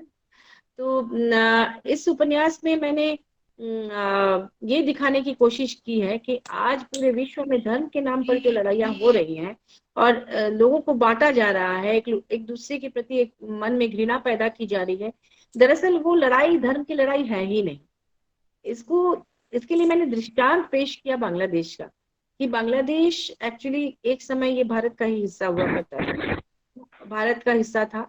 उस समय अंग्रेज जिस समय यहाँ पे राज कर रहे थे, उस समय स्वतंत्रता आंदोलन के समय वहां रहने वाले जितने लोग थे उन लोगों ने भी स्वतंत्रता की लड़ाई में बहुत जोर शोर से हिस्सा लिया।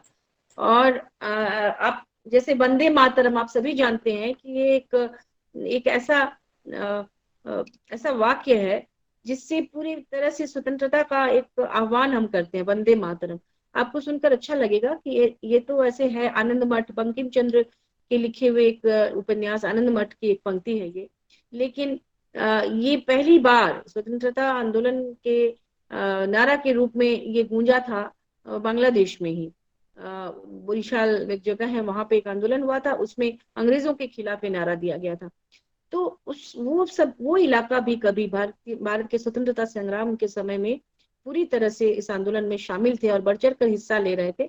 लेकिन क्या हुआ कि जब भारत का विभाजन हुआ तो पाकिस्तान और हिंदुस्तान बना, तो पाकिस्तान का एक हिस्सा ये उर्दू भाषी थे वहाँ के लोग, और दूसरा हिस्सा जो था वो पूर्वी पाकिस्तान जो था वहाँ बांग्ला भाषी थे। നിനക്കെന്തോടെ രാത്രി ഉറക്കമൊന്നുമില്ലയോ?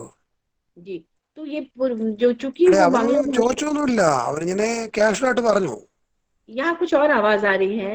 രണ്ടര കടം वी വാങ്ങിച്ചു. John Shabana Panicker ji, muting. वी जॉन 2.5 पानीकर ഉടനെ जी, കൊടുക്കണം. पानीकर जी की അപ്പൊ कुछ आवाजें आ നിനക്ക് रही ലോൺ हैं। കിട്ടണം ചോദിച്ചു. പറഞ്ഞ ആ ലോൺ पानीकर जी 2.42 आप കിട്ടിയുള്ളൂ, म्यूट कीजिए। ബാക്കിയൊക്കെ കുറെ അവിടുത്തെ पानीकर जी ഫീസോ की शबाना आवाज जी, കേട്ട് അവര് हेलो, കുറച്ച് വാങ്ങിച്ചു. इसको थोड़ा അതങ്ങനെയല്ലേ म्यूट करा അതൊക്കെ दीजिए। നമ്മള് हाँ സാധാരണ अभी अभी कर പ്രോസസ്സിൽ रही हूँ। ഫീസ് शबाना വാങ്ങിക്കുമല്ലോ. जी उसे म्यूट कीजिएगा। ആ ഒരു രീതി അവിടെ ഉണ്ട്. അവിടെ എന്താ हाँ കമ്മീഷനോ टीचर मैं എന്താ देख रही हूँ എന്തൊക്കെയോ का എന്റെ വാങ്ങിച്ചു. है അത് സത്യമായിരിക്കും, मेरे കള്ളൊന്നും अല്ലത്. पानीकर। और ആ किसी और को എന്നാലും നമുക്ക് ഞാൻ उसकी आवाज हाँ हमें जी, കൊടുക്കാന്ന് പറഞ്ഞു പോയ पानीकर जी കാര്യം की അതുകൊണ്ട് आवाज आ रही है ना, कुछ सुनाई नहीं दे रही है। അവനൊക്കെ ഉപകരിക്കുന്നത് ഉപകരിക്കട്ടെന്ന് വിചാരിച്ചു. पानीकर जी को അവനാ आप കൊടുത്തു. यहाँ म्यूट അവൻ कीजिए तो फिर ഇന്ന് हो जाएगा। ബാങ്കിൽ പോയി എടുക്കുകയും ചെയ്തു. हाँ हेलो, हाँ जी, हाँ जी हाँ अब सुनाई दे रही है। तो मैं ये कह रही थी कि चूंकि पाकिस्तान के पूर्वी और पश्चिमी भाग में दोनों की भाषा और संस्कृति अलग अलग थी, तो फिर उन दोनों में कभी नहीं पटी, और फिर दोनों में फासला इतना बढ़ गया कि इतनी बड़ी लड़ाई हुई, और जिसमें कि बांग्लादेश मुक्ति संग्राम हुआ और भारत की मदद से फिर वो नए राष्ट्र का उदय हुआ। तो मेरे कहने का मतलब है कि जब धर्म के नाम पर भारत से अलग होकर पाकिस्तान बना, तो दोनों हिस्सों में क्यों नहीं पटा। तो ये मुझे लगता है कि आम जनता जो है वो कभी लड़ना नहीं चाहती, लेकिन वो आपस में चूंकि उन लोगों की नहीं पटी तो फिर लड़ाई हुई। अगर धर्म दोनों के धर्म अलग थे, ज्यादातर जो वहाँ बहुसंख्यक लोग हैं वो दोनों एक ही धर्म के थे, इसके बावजूद उन लोगों में नहीं पटी और अलग राज्य का निर्माण के लिए 30 लाख लोगों का बलिदान देना पड़ा। उस लड़ाई में 30 लाख लोगों की जान गई थी, जो बांग्लादेश का मुक्ति संग्राम हुआ था। तो उसको मैंने इसमें दिखाया है कि आज के समय में जो सांप्रदायिक झगड़े हो रहे हैं, जो हिंदू मुस्लिम के नाम पे लड़ाई हो रही है, इसे बंद करना चाहिए।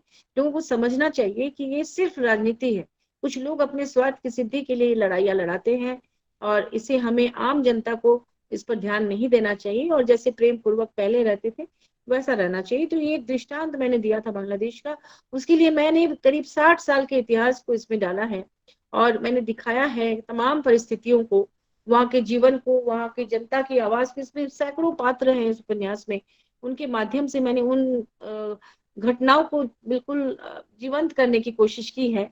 और मुझे खुशी है कि लोग इसको बहुत पसंद किए, इसको विदेश में भी पढ़ाया गया और हमारे देश के इतने सारे विश्वविद्यालयों में मेरे पहले उपन्यास पर भी बहुत बहुत शोध हुए, एमफिल, पीएचडी, डीलिट वगैरह।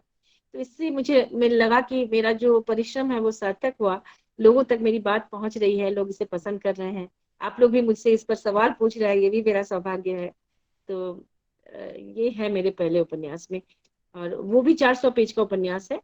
हाँ, ये पहला उपन्यास, वो जो गांव का नाम भी बोरशाला, वो गांव का नाम भी शायद सभी को मालूम नहीं था, वो भी थोड़ा पेक्यूलियर था। और उसमें जो मुख्य कथापात्र है केशतो, वो जी बोरशाला के रहने वाला है, लेकिन वो मैं बोरशाला, मतलब वो जो गांव के नाम से ही वो जाना जाता हाँ, है, नहीं क्योंकि मैं अपने बता नाम रही, से भी ज्यादा। हाँ नहीं, जैसे उसका नाम तो केशव था, लेकिन उसमें है ना, जैसे आप बिहार के लोगों को बिहारी कहते हैं, भारत के लोगों को भारतीय कहते हैं, उसी तरह से बोरीशाल एक जगह का नाम है। तो वहाँ के लोगों को बोरीशाला कहा जाता है। तो इसीलिए मैंने लिखा था अच्छा मैं अच्छा, हाँ। बोरीशाला, क्योंकि उसका जो मुख्य पात्र है उसका नाम केशव था, वो बोरीशाल का था। तो वो कहता था कि मैं बोरीशाल, बोरशाला, जैसे हाँ। मैं बिहारी, मैं बंगाली, ऐसे करके मैं भारतीय। जी।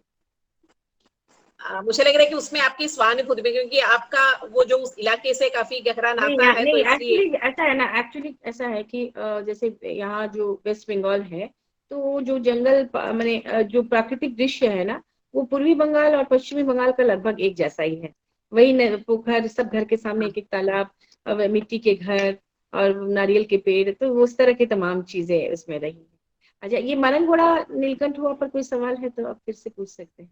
हाँ, मरंगोड़ा उसमें एक नीलकंठ हुआ सवाल आ क्या है? गया है कि जी आदिवासियों के धर्म पर, जी। उनके धार्मिक विश्वासों पर भी जरा अपना विचार प्रकट कीजिएगा, गुरु दिवाकर सिंह ने पूछा है। धार्मिक विश्वास तो देखिए, वो तो अपने उनके जितनी भी पर्व त्योहार हैं, वो तो प्रकृति से जुड़े हुए। सरना माँ का सरना की पूजा ये लोग करते हैं, हर गांव में सरना स्थल होता है, वहीं पर ये लोग पूजा पाठ करते हैं। और बिल्कुल प्राकृतिक ढंग से, शहर में भी अगर इस तरह का है तो वहां पे उनका जो अखड़ा बना हुआ है, सरना स्थल है, उसको काफी पवित्र माना जाता है और कोई उसके साथ छेड़छाड़ नहीं करता।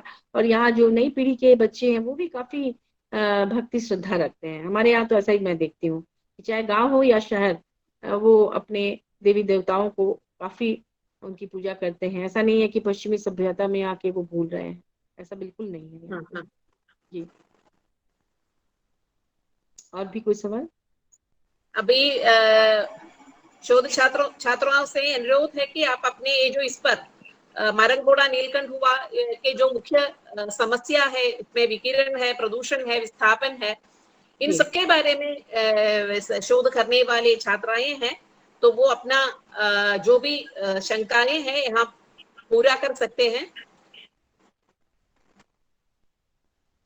आपकी छात्राओं के मेरे पास कई फोन आते रहते हैं वहां से भी जिनको अच्छा सवाल अच्छा। कुछ करना होता है मुझे, करते रहते हैं फोन पर।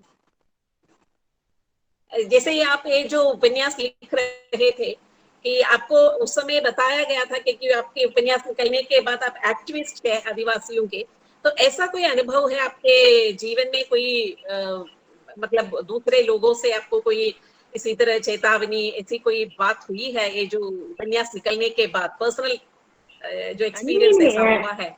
नहीं ऐसा कहीं नहीं हुआ है। यहाँ पर मुझे बहुत लोगों का सहयोग मिला है।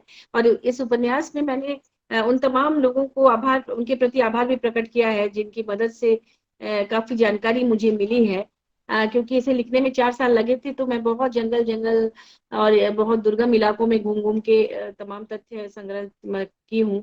और बहुत सारे बुजुर्गों से बातचीत करती थी, जो परंपरा है, मूल्य है, रीति रिवाज है, पुरानी बातें। कई बार तो मुझे कई लोग फोन करके, मान लीजिए उन जंगल में रहने वाले कुछ ऐसे विद्वान जो अभी देश के अलग अलग हिस्सों में हैं, और वो मतलब बचपन उनका जंगल में गुजरा है, ऐसे लोग भी मुझे फोन करके कहते हैं कि आपको कैसे पता कि हमने बचपन में क्या किया था। तो मैंने कहा कि मैंने अच्छा शोध ही ऐसा किया है जंगल में जाकर। तो उनको लगता है कि मैं उनकी बातें कह रही हूँ, उन्होंने अपने बच्चों बचपन में जो कुछ भी किया था वो बातें इसमें कैसे आ गई। कई लोग आश्चर्य व्यक्त किए, तो मुझे बहुत खुशी होती है।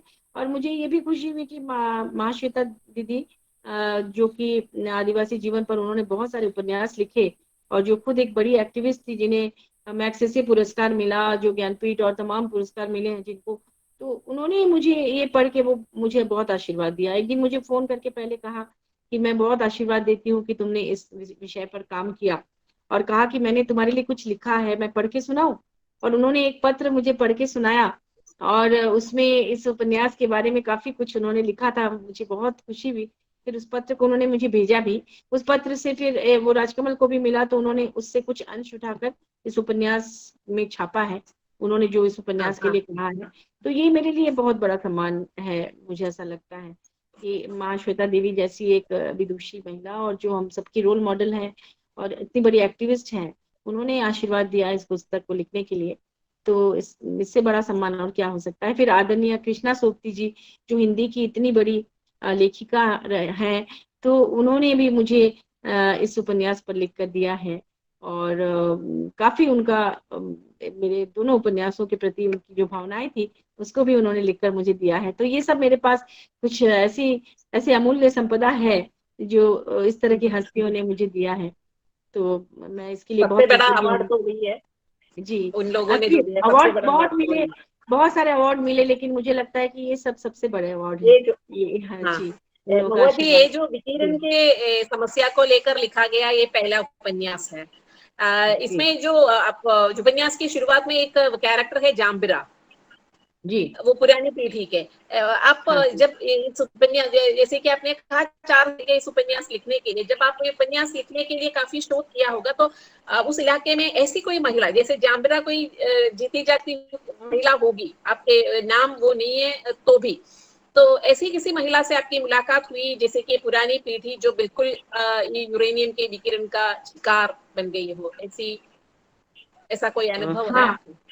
हाँ। देखिए, मतलब आप ये कहना चाह रही है ना कि विकिरण के प्रभाव से हाँ उनको कोई विकिरण असर के हुआ प्रभाव। ये। हाँ, हाँ ऐसे बहुत सारे। आप ना आप ऐसे एक वीडियो देख सकते हैं, एक फिल्म है छोटी सी, बुद्धा विप सिंह जादूगरा। तो उसमें भी आप हाँ देख सकते हैं कि यूरेनियम के प्रभाव, दुष्प्रभाव से किस तरह से लोग विकलांग हुए। तो ऐसे बहुत लोग हैं जिनका पूरा चेहरा विकृत हो गया है, हाथ पैर टेढ़े हो गए हैं। और लेकिन अभी काफी सुरक्षा मानक को इस तरह से कर दिया गया है कि लोग वहां नहीं जाते हैं। पहले अज्ञानतावश लोग चले जाते थे, तो काफी दुष्प्रभाव पड़ा। अभी काफी सरकार भी बहुत सख्त हो गई है, उधर लोगों को जाने नहीं देती है। पहले तो अनजाने में वो लोग टेलिंग डैम के ऊपर से पैदल चले जाते थे, तो डायरेक्ट प्रभाव पड़ता था उनके शरीर पर। और औरतें जो कई बार तो उस गांव में बगल के दूसरे किसी गांव के लोग उस गांव के लड़कियों से या लड़कों से शादी नहीं करवाना चाहते थे, क्योंकि लड़कियों से उनके बारे में सोचते थे कि ये बच्चा नहीं पैदा कर पाएगी, इसके बच्चे तो पेट में ही मर जाएंगे या विकलांग होंगे। या पुरुषों को यहाँ अपनी बेटी को देना नहीं चाहते थे कि बेटी जाएगी तो उसको भी इस तरह की बीमारी हो सकती है, स्किन कैंसर, लंग्स कैंसर, और इस तरह से। तो मुझे लगता है कि ये बहुत खतरनाक है, लेकिन अब धीरे धीरे काफी ठीक हो गया है। अभी लोग काफी जागरूक हो गए हैं, और काफी आंदोलन करने के बाद तो जैसे आप देखिए ना, यूरेनियम का जो दुष्प्रभाव है ये आदिवासी जीवन में पड़ता है। और ये सिर्फ भारत में ही नहीं, बल्कि आप अगर अमेरिका में देखेंगे, मैक्सिको, नहीं, न्यू एरिजोना, मेक्सिको, इस तरह के जो इलाके हैं जहाँ पर यूरेनियम का खनन होता है अमेरिका में, तो वहां के भी आदिवासी इसी तरह से प्रभावित हुए। हाँ, फिर ऑस्ट्रेलिया में ककाडू नेशनल पार्क है, वहां पे उस इलाके के जो आदिवासी थे उनको भी वहां से फिर उजड़ना भी पड़ा। और वहां पे उनकी संस्कृति भी नष्ट हो गई, क्योंकि इनकी रिच संस्कृति भी अपनी जगह से जब स्थापित हो जाते हैं वो इस तरह के खनन की वजह से, तो उनकी संस्कृति भी खत्म हो जाती है। तो उन पर भी प्रभाव पड़ा। पूरे विश्व में जहां जहां आदिवासी इलाके हैं और जहां जहां इस तरह के खतरनाक खनिज पदार्थों का खनन हुआ, उसका प्रभाव वहां उनके जीवन में भी पड़ा, और उनके शरीर में तो पड़ा ही। जंगल नष्ट हो गए, और पर्यावरण को भी काफी हानि होती है। शहरी इलाकों तक भी तो विकिरण अगर हो रहा है, रेडिएशन अगर हो रहा है, तो कोई चेहरा पहचान के तो नहीं होगा, वो कोई भी वहां जाए, सबका हो सकता है। आसपास के शहरों के लोग भी प्रभावित होते हैं, लेकिन लोग उसको छुपाते हैं या बोलना नहीं चाहते हैं, या उनको पता नहीं चल पाता है कि क्यों हो रहा है। तो ये तो है। आप देखिए ना, यूरेनियम से के खनन से नुकसान कितने तरह का हो सकता है। जो न्यूक्लियर वेपन बनते हैं, जिससे कि परमाणु अस्त्र, हाँ, वो उससे तो पूरी दुनिया तबाह हो सकती है। मान लीजिए आतंकवादियों के हाथों में पड़ जाए, कोई सिरफिरा व्यक्ति के हाथ में पड़ जाए, वो तो पूरी दुनिया को तबाह कर देगा, है ना। ये तो है। और चीप इलेक्ट्रिसिटी के लिए उसका इस्तेमाल होता है। आपको याद होगा कि एक बार जापान में सुनामी आई थी। जिस समय सुनामी आई थी उस समय उनका जो न्यूक्लियर रिएक्टर जो समुद्र के किनारे बना हुआ था, उसमें करीब 15 फीट ऊंची दीवारें थी। लेकिन समुद्र का जो पानी है वो लहरें सुनामी की वजह से पूरा 15 फीट दीवार को लांग के वो परमाणु रिएक्टर जो था, न्यूक्लियर रिएक्टर, वहां उसके उस संयंत्र तक चला गया, जिससे कि पूरा कूलिंग सिस्टम फेल हो गया। अब कूलिंग सिस्टम जब फेल हो जाता है न्यूक्लियर रिएक्टर में तो वो ब्लास्ट कर जाता है, जिसकी वजह से चारों तरफ वो फैल सकता है और जो विकिरण से पूरा इलाका तबाह हो सकता है, पूरा शहर, पूरा राज्य। तो आपको याद होगा चेरनोबिल में एक बार हुआ था, न्यूक्लियर रिएक्टर ब्लास्ट किया था, तो उस समय उसकी छत उड़ गई थी। तो कितने हजार किलोमीटर तक उसका दुष्प्रभाव आज भी चल रहा है, इतने साल पहले हुआ था। तो ये सब खतरनाक चीजें हैं, इनसे खेलना। इसीलिए आदिवासी कहते हैं ना कि जहरीले सांप को जमीन के अंदर ही रहने दो, अगर बाहर निकालोगे तो तुम्हें भी डस सकता है। तो इस तरह के खनिज पदार्थ जो है वो जमीन के अंदर ही ठीक है, उन्हें आप बाहर निकालेंगे तो वो किसी को भी डस लेगा। और विकिरण से तो माने यूरेनियम को जब आप जमीन से नीचे ऊपर निकालते हैं तो करोड़ों साल तक उससे रेडिएशन होता रहता है। वो होता ही रहता है, चाहे आप उसको ढक के रखें, चाहे खुला रखें, चाहे कहीं भी रखें, क्योंकि उसमें अल्फा, बीटा और गामा 3 तरह के रेज निकलते हैं, जो कि वो कंक्रीट की दीवार को भी तोड़ माने पार करके आपके शरीर में प्रवेश कर सकते हैं।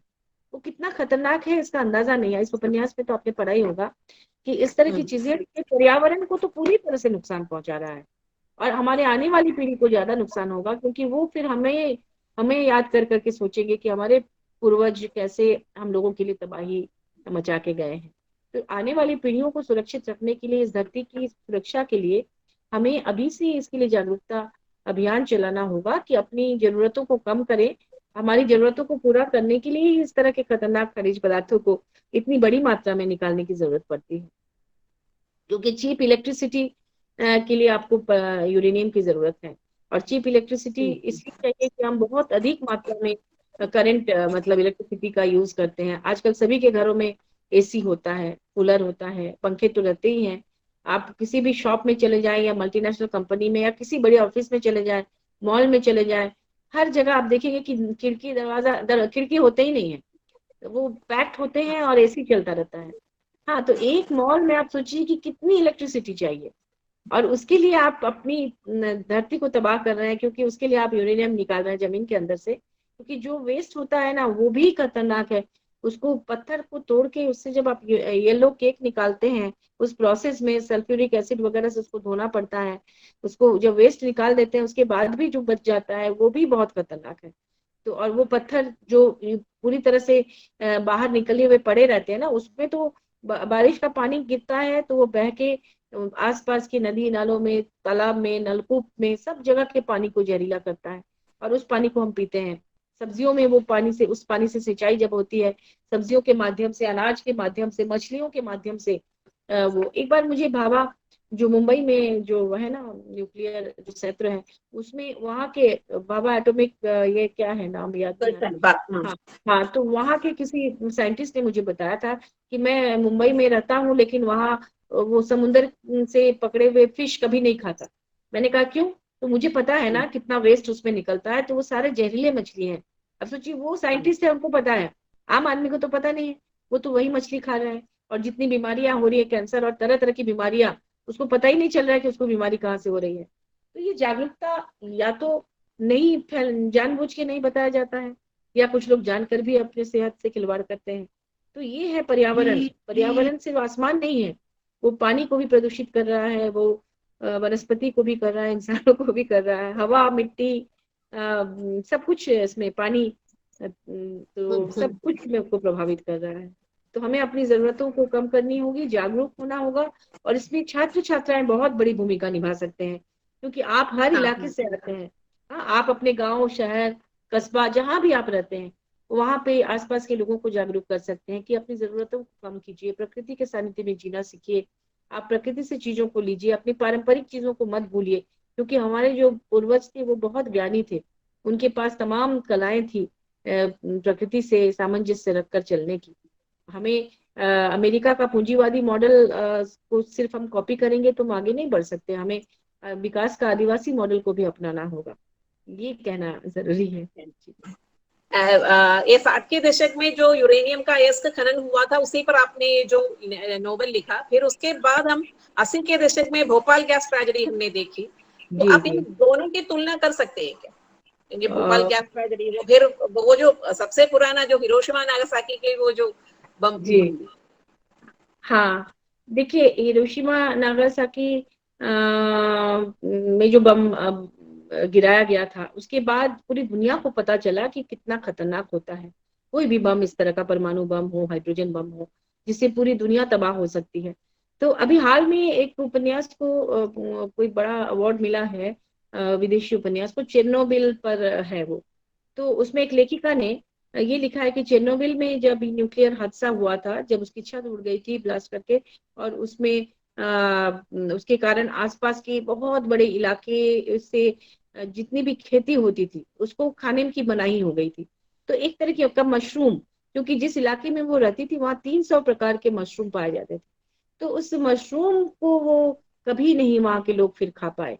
तो एक मशरूम ना खा पाने की जो विडंबना है, उसको भी वहां कहीं ना कहीं उसमें चित्रित किया गया है।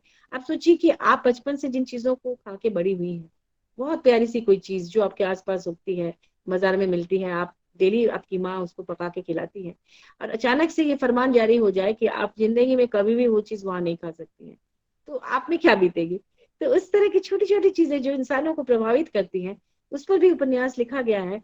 तो उसमें भी पता चलता है कि कैसे, मतलब ये तो बहुत छोटी सी चीज थी, लेकिन और भी बहुत सारी चीजें हैं जिसको आप कभी नहीं कर पाएंगे।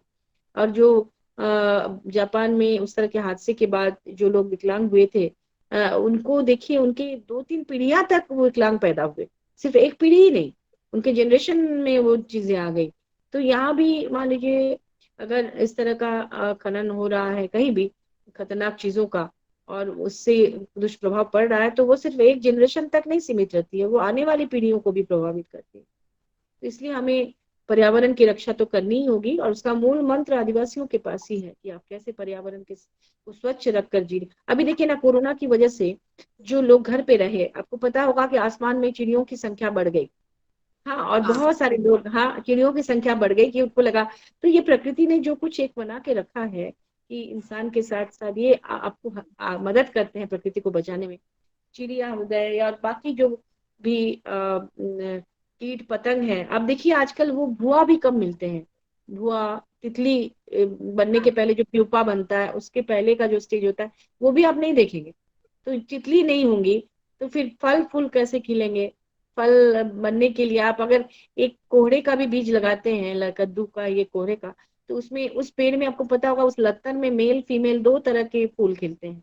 और जब ये भौरे और इस तरह की चीजें, तितलियां और भौरे जब आते हैं और उसमें वो मेल और फीमेल फूल को लेके इधर का उधर करते हैं, तब जाके उसमें फल आता है। तो आप खाएंगे क्या अगर तितलियां ना हो, भौरे ना हो, कीट पतंग ना हो।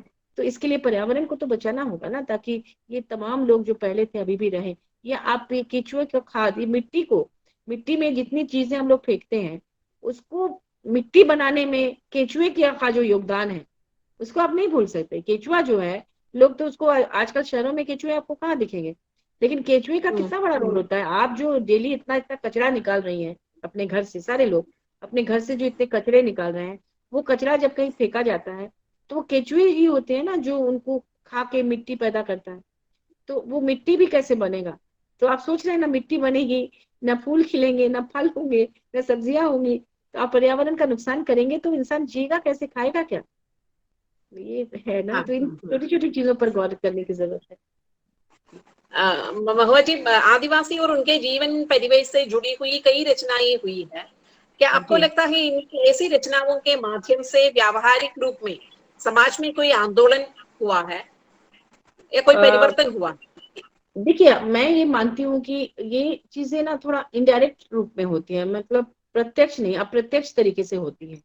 आपने जो कुछ भी पढ़ा, जो जैसे मान लीजिए आप रोज क्या खाती हैं, आलू है, चावल है या दूध है, खा पी रही हैं, लेकिन वही आपके शरीर में जाके आपके मांस, मज्जा, हड्डी, बाल, सब कुछ उसी से बन रहा है, लेकिन वो आपको दिख नहीं रहा है। कि आप कहीं भी आप आलू को नहीं देखेंगे अपने शरीर पे, या दूध को या चावल को नहीं देखेंगे, लेकिन आपकी शरीर अब जो बड़ी हो रही है तो उसमें कहीं ना कहीं इन चीजों का बहुत बड़ा योगदान है। तो वही है ना कि आप जब साहित्य पढ़ते हैं इस तरह के आंदोलन को लेकर या कोई भी समस्या को लेकर, तो वो कहीं ना कहीं आपके मन में वो आती हैं चीजें, और आप जिस भी कार्य में हैं, आपका कार्य क्षेत्र चाहे कुछ भी हो, वहां जाके आप उसको उसका इम्प्लीमेंटेशन जरूर होता है, अप्रत्यक्ष रूप में होता है। आप जैसे फिल्में देख रही हैं, तो हो सकता है कि एक फिल्म देख के कुछ नहीं करे, लेकिन उन फिल्मों में सामूहिक रूप से जो बातें आ रही हैं वो उभर के कहीं ना कहीं आपके दिमाग में रह रही हैं। आप समाज के निर्माण में हर व्यक्ति का योगदान होता है, कहीं ना कहीं किसी न किसी रूप में आप भी कहीं ना कहीं उसमें कुछ योगदान दे रही हैं। आप देखिए ना, जैसे स्वतंत्रता, अभी मैंने बताया भी था, स्वतंत्रता आंदोलन जब हुआ था भारत में, तो बहुत सारे ऐसे कवि थे, चारण कवि और तमाम लोग, जो कि गीत गा गा के गांव गांव में घूमते थे और स्वतंत्रता का बीज बोते थे लोगों के मन में। बहुत सारे साहित्य ऐसे आए, आनंद मठ और इस तरह की बहुत सारे, रविंद्रनाथ ने लिखा और बहुत बड़े बड़े साहित्यकार उभरे हर इलाके में।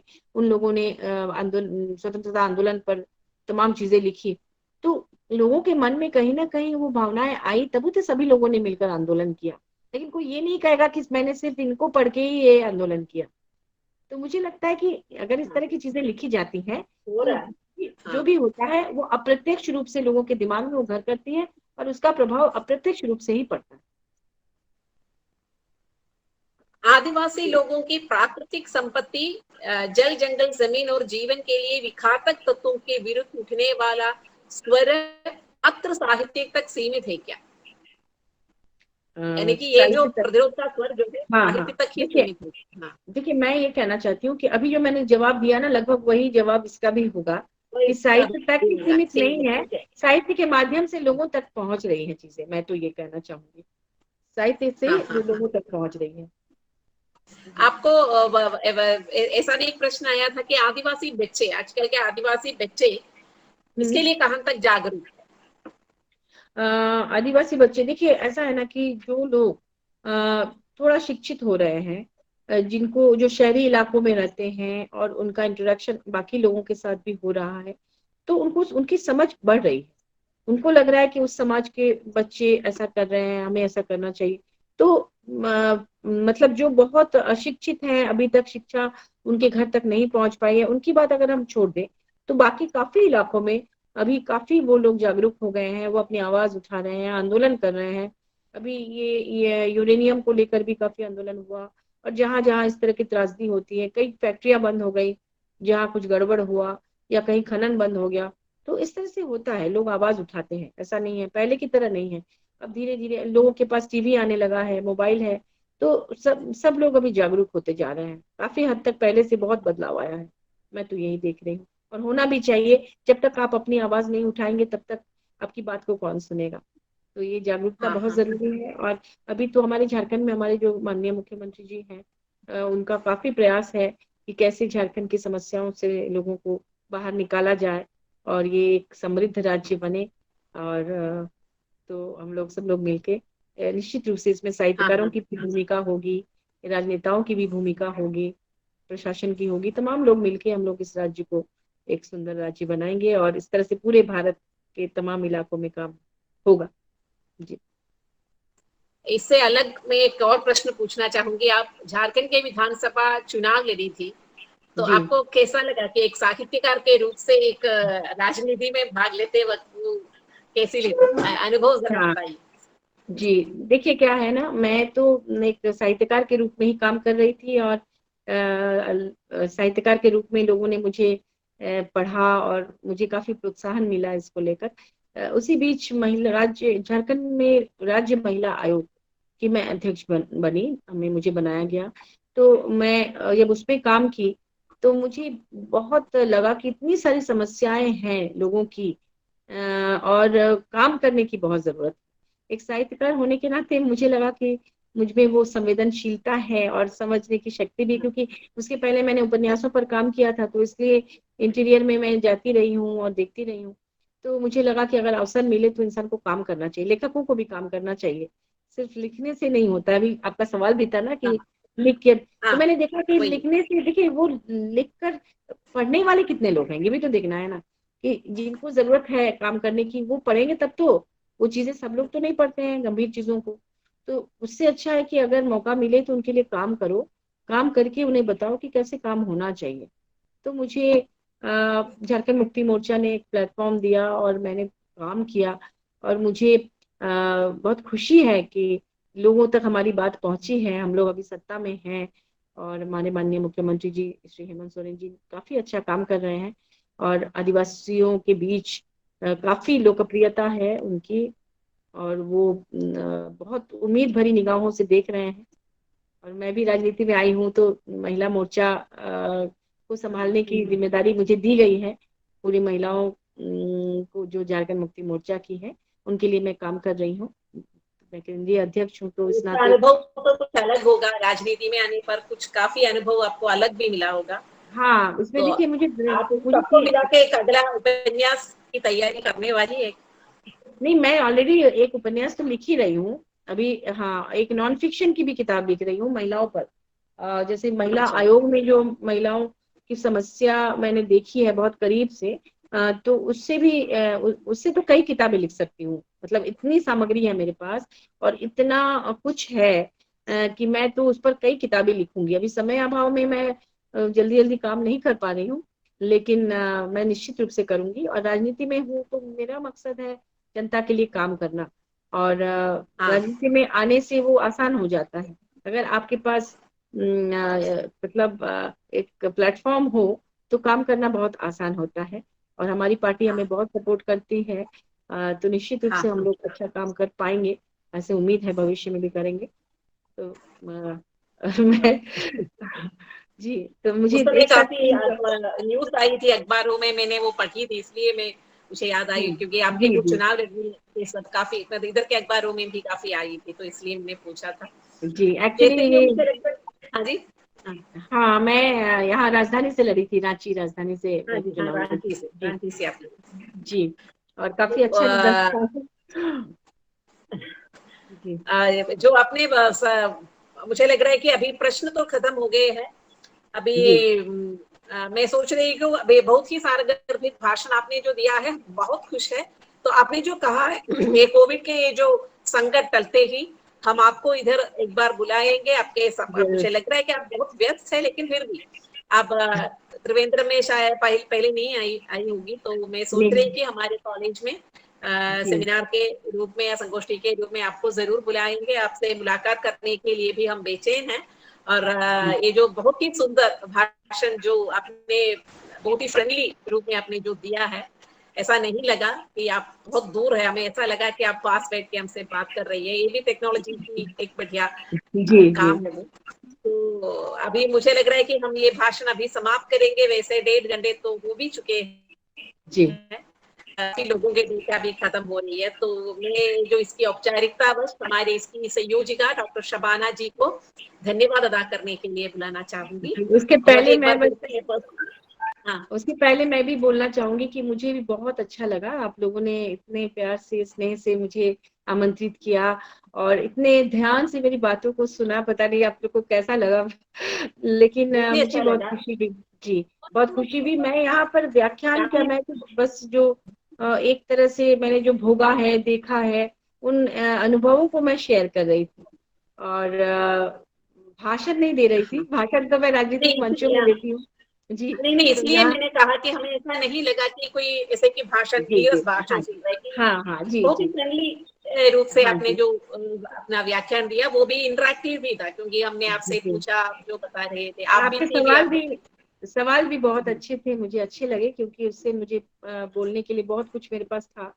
तो और आप हाँ, लोग हाँ, इतने सारे छात्र छात्राएं मेरे साथ जुड़े हुए हैं, ये भी मेरा सौभाग्य है। और मैं हाँ, निश्चित रूप से आऊंगी जब आप बुलाएंगे तो, और करीब ठीक से है। सबसे बात करने का अवसर मिलेगा। क्योंकि कोच्चि में हाँ, भी हाँ, मुझे बहुत अच्छा लगा था, वहां पे जब गई तो वहां पे हिंदी के प्रति बोल मैंने सकती देखा हूँ। छात्रों के मन में जिस तरह से वो हिंदी पढ़ रहे हैं, और मुझे लगता है हिंदी भाषी क्षेत्रों से ज्यादा उत्साह वहां पर है कोच्चि वगैरह में। तो ये वो मुझे बहुत इधर है अच्छा लगा। हमारे, खासकर जी केरल में बहुत जी से बच्चे जो है ये जो शोध कर रहे हैं कि वो अधुनाधुन जो साहित्य पर उनकी बहुत अच्छी जानकारी है, तो इसलिए वे अधुनाधुन वो जो लेखिका उनके बारे में, लेखक के बारे में भी जानते भी है। तो इसलिए आपको बहुत ही अच्छा लगेगा इधर आने पर भी। जी बिल्कुल। तो अभी इस व्याख्यान के जो धन्यवाद अदा करने के लिए मैं डॉक्टर शबाना जी को आमंत्रित कर रही हूँ। आवाज आ रही है ना? हाँ बिल्कुल आ रही है। हाँ आ रही है। तो हमारे जो व्याख्यान माला के जो 5वां व्याख्यान पर्यावरण और आदिवासी जीवन पर यहाँ पर संपन्न हो चुका है। तो सबसे पहले मैं हमारे विभागाध्यक्षा डॉक्टर बिंदु विलसार जी का आभार व्यक्त करती हूँ, क्योंकि उनकी सहयोगिता के कारण ही मैं ये कार्य कर पाई हूँ आज। और इसकी जो संचालिका जो है हमारे विभाग की प्राध्यापिका सुमा जी को भी मैं तहे दिल से धन्यवाद अदा करती हूँ। और हमारे विभाग के जो शालिनी जी महुआ माजी जी का जो परिचय कराया था, उनको भी मैं तहे दिल से धन्यवाद अदा करती हूँ। और जो मैंने पर्यावरण पर विचार करते ही सीधे मुझे महुआ माजी का याद आ गई, क्योंकि मैंने मरंगगोड़ा नीलकंठ हुआ उस समय ही पढ़ चुकी थी और उसकी तुलना भी मैंने लिखी थी आपकी रचनाओं पर। आपकी जो ये मरंगगोड़ा नीलकंठ हुआ और मलयालम के जो अंबिका सुधन मंगाड़ जी का यन मगजे ऐसा एक उपन्यास है, इन दोनों की तुलना मैंने की थी। और उस समय से ही मुझे मेरे मन में यह आशा थी कि कहीं ना कहीं आपसे मुलाकात हो जाओ। तो एक बार आप जो कालड़ी में आई थी, उस समय आपने मुझे से मुलाकात हो पाई। और आप आज तो बहुत बिजी हैं, क्योंकि कभी भी फोन करने पर आसानी से नहीं मिल पा रही थी। फिर भी आपने जो हमारे कॉल देख के वापस बुलाती थी रात आधी रात को, या आपको जब समय मिलता है आप कॉल करती हैं। तो इसलिए जो आपका मैं तहे दिल से आभार प्रकट करती हूँ, क्योंकि इतने जो व्यस्तता के बावजूद भी आप समय निकालकर हमारे साथ जुड़ गए और अपने ज्ञान गर्भित विचारों से हमें अभिभूत किए। और आपको मैं अपनी ओर से, विभाग की ओर से और कॉलेज की ओर से तहे दिल से धन्यवाद अदा करती हूँ। और इस जो व्याख्यान माला में जो है विभिन्न विश्वविद्यालयों से अध्यापक बंधुओं, शोध छात्राएं और हमारे जो विभाग की छात्राएं मौजूद है, आप सभी को मैं एक बार फिर धन्यवाद अदा करती हूँ। और इस प्रकार हमारे इस आयोजन को सुचारू रूप से चलाने में सहयोगिता देने वाले हमारे विभाग के अन्य अध्यापक बंधुओं के प्रति भी मैं आभार प्रकट करती हुई समाप्त करती हूँ। अगले हफ्ते हमें अभी अपने विभाग अध्यक्षा बिंदु विलसार जी को भी इधर प्रसन्न करना पड़ेगा। बिंदु विलसार हमारी विभाग अध्यक्षा से भी महुआ जी की मुलाकात होनी चाहिए, तो जरा बिंदु विलसार जी को जरा बुलाइए। बिंदु जी। Hi ma'am. हाँ नमस्कार। नमस्कार, कैसी हैं? मेरा नाम बिंदु वलसार है। मैं आपसे एक प्रश्न पूछना चाहती हूँ। प्रश्न ही मैं आपके उपन्यास से जुड़ी हुई कोई बात नहीं। हमारे इधर मेरा एक दोस्त है, वो आटापाड़ी के आदिवासी के बीच उनके विकास के लिए काम कर रहे हैं। उनका विचार है कि जो अफसर वहाँ नियुक्ति होते हैं, वे अक्सर इनका शोषण करते हैं। जैसे उनका जो जीवन शैली है, उनका जो दृष्टिकोण है, हमसे बिल्कुल अलग है। हम तो सबके कहने वाले लोग हैं, हमारे जो दृष्टिकोण है, जीवन शैली है, बिल्कुल अलग है उनका दृष्टिकोण और जीवन शैली। और वहां जाकर वे वहां की जो नारी है, हम जैसे हमारा जो शादी होती है, हमारा विचार है कि शादी करने के बाद दोनों के बीच प्यार हो, पति पत्नी के बीच प्यार हो या न हो, हम वो संबंध को निभाने के लिए साथ साथ जीते हैं। लेकिन उधर ऐसा नहीं है। जबकि यदि पति के मन में पत्नी के प्रति कोई प्यार नहीं है, तो वो छोड़कर जा सकते हैं। इसका फायदा तो यहाँ से वहाँ जो अफसर जाते हैं, वो उसका फायदा उड़ाते हैं। वहां जाकर किसी आदिवासी लड़की से वो शादी करते हैं, और जब उसका तबादला हो जाता है, वो उसे छोड़कर चला जाता है। लेकिन वहां की जो लड़की होती है, उसका बुरा नहीं मानता। उनका विचार है कि उनके मन में उसके प्रति कोई प्यार नहीं है, इसलिए संबंध छोड़ना ही अच्छा है। यदि ऐसे दृष्टिकोण है उधर का आदिवासी के बीच में भी, और इस प्रकार का फायदा।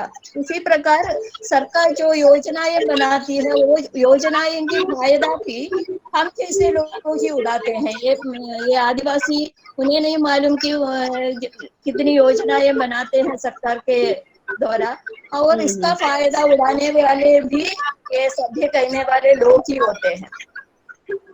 जी, आपका विचार क्या है जानना मेरा चाहती विचार ये है कि जैसे आज मैं बता रही थी, ये जितने सारे छात्र छात्राएं जुड़ी हैं, सुन रही हैं, तो ये छात्र छात्राएं विभिन्न इलाकों से आती होंगी। हाँ, जैसे मान लीजिए कोई ग्रामीण इलाके से है, तो ये लोग अगर अपने अपने इलाकों में टीम बना बना के अगर वहां पे एक जागरूकता अभियान चलाए, या मान लीजिए हर इलाके में जो सरकारी अधिकारी हैं ब्लॉक लेवल पर या डीसी ऑफिस में, तो अगर हर गांव से एक टीम बन जाए युवाओं का, और वो लोग जाके डीसी ऑफिस में या आंगनबाड़ी केंद्रों में या सीडीपीओ के ऑफिस में, इस तरह के जो सरकारी वहाँ जो सेंटर्स होते हैं ना, वहां जाके ये लोग बीच बीच में मिले और उनसे ये पूछे कि कौन कौन सी योजना आई है हमें बताइए, और उस योजना की मॉनिटरिंग करे थोड़ा सा बाहर से भी, कि भाई हमारे गांव के लिए क्या क्या योजना आप बताइए, यहाँ सड़क बन रही कि नहीं, कितना करोड़ रुपया आया है। तो इस तरह से अभी तो आरटीआई का जमाना है, हर चीज इंफॉर्मेशन आप ले सकते हैं सरकारी ऑफिस में जाके। तो अगर पढ़े लिखे युवा अगर अपने अपने गांव में एक टीम बना बना के इस तरह से घूम घूम के ऑफिस में वीक में एक दिन या महीने में एक दिन जाके एक पूछे और पता लगाए, तो निश्चित रूप से एक लोग डरेंगे, जो भी भ्रष्ट अधिकारी होते हैं ना, वो डरेंगे कि गांव वाले जागरूक हो गए हैं, अगर हम ये स्कीम वहां तक नहीं पहुंचाएंगे, इसमें कुछ भ्रष्टाचार करेंगे, तो वो लोग नहीं पकड़ेंगे। और अब तो मीडिया, अभी के समय में सोशल मीडिया भी बहुत पावरफुल है। अगर आपको कहीं उनको कोई गड़बड़ी दिखती है तो सोशल मीडिया में कर सकती है कि भाई हमारे इलाके के लिए ये फंड आया है, ये योजना आई है, इसका लाभ ये अधिकारी नहीं दे रहे हैं, तो ये कर सकते हैं। लेकिन बना के उसमें आगे आना होगा और छात्रों को आगे आना होगा। अगर छात्र चाहे तो 2-4 लोगों की भी टीम मिलके इस तरह से काम करने से भी बहुत बदलाव आएगा। एक्चुअली अधिकारी लोगों को लगता है कि कोई हमसे पूछेगा ही नहीं, हम कुछ भी करें, इसीलिए भ्रष्टाचार बढ़ता है। उसे सवाल करना होगा। गांव में अपने ही लोग अगर करें ना, तो जैसे स्कूल में अगर कोई टीचर पढ़ा रही है, अगर नहीं पढ़ा रही है, तो फिर वही जाकर सवाल करें, भाई आप कितने दिन क्लास किए, आप क्यों नहीं आए, आप बच्चों को क्यों नहीं पढ़ा रहे हैं, तो तुरंत वो लोग डरेंगे।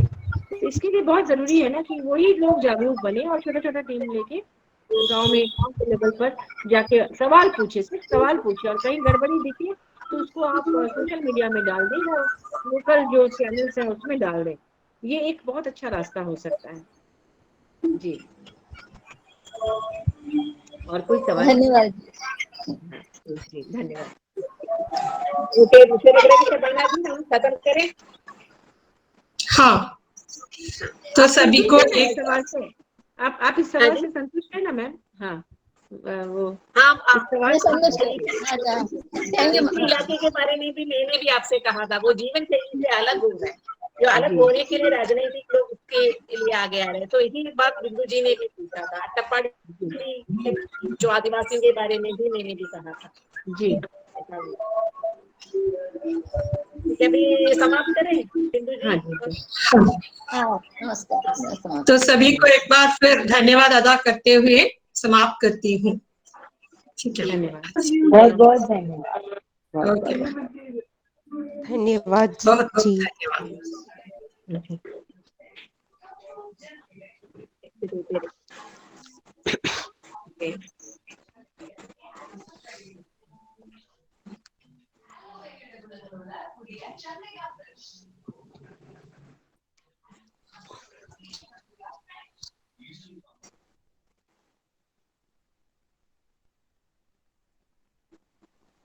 जी मैम, आप लेफ्ट हो जाइए, कोई प्रॉब्लम नहीं है, सभी लोग जा रही है। अच्छा, ठीक है, okay, thank you, bye. Bye.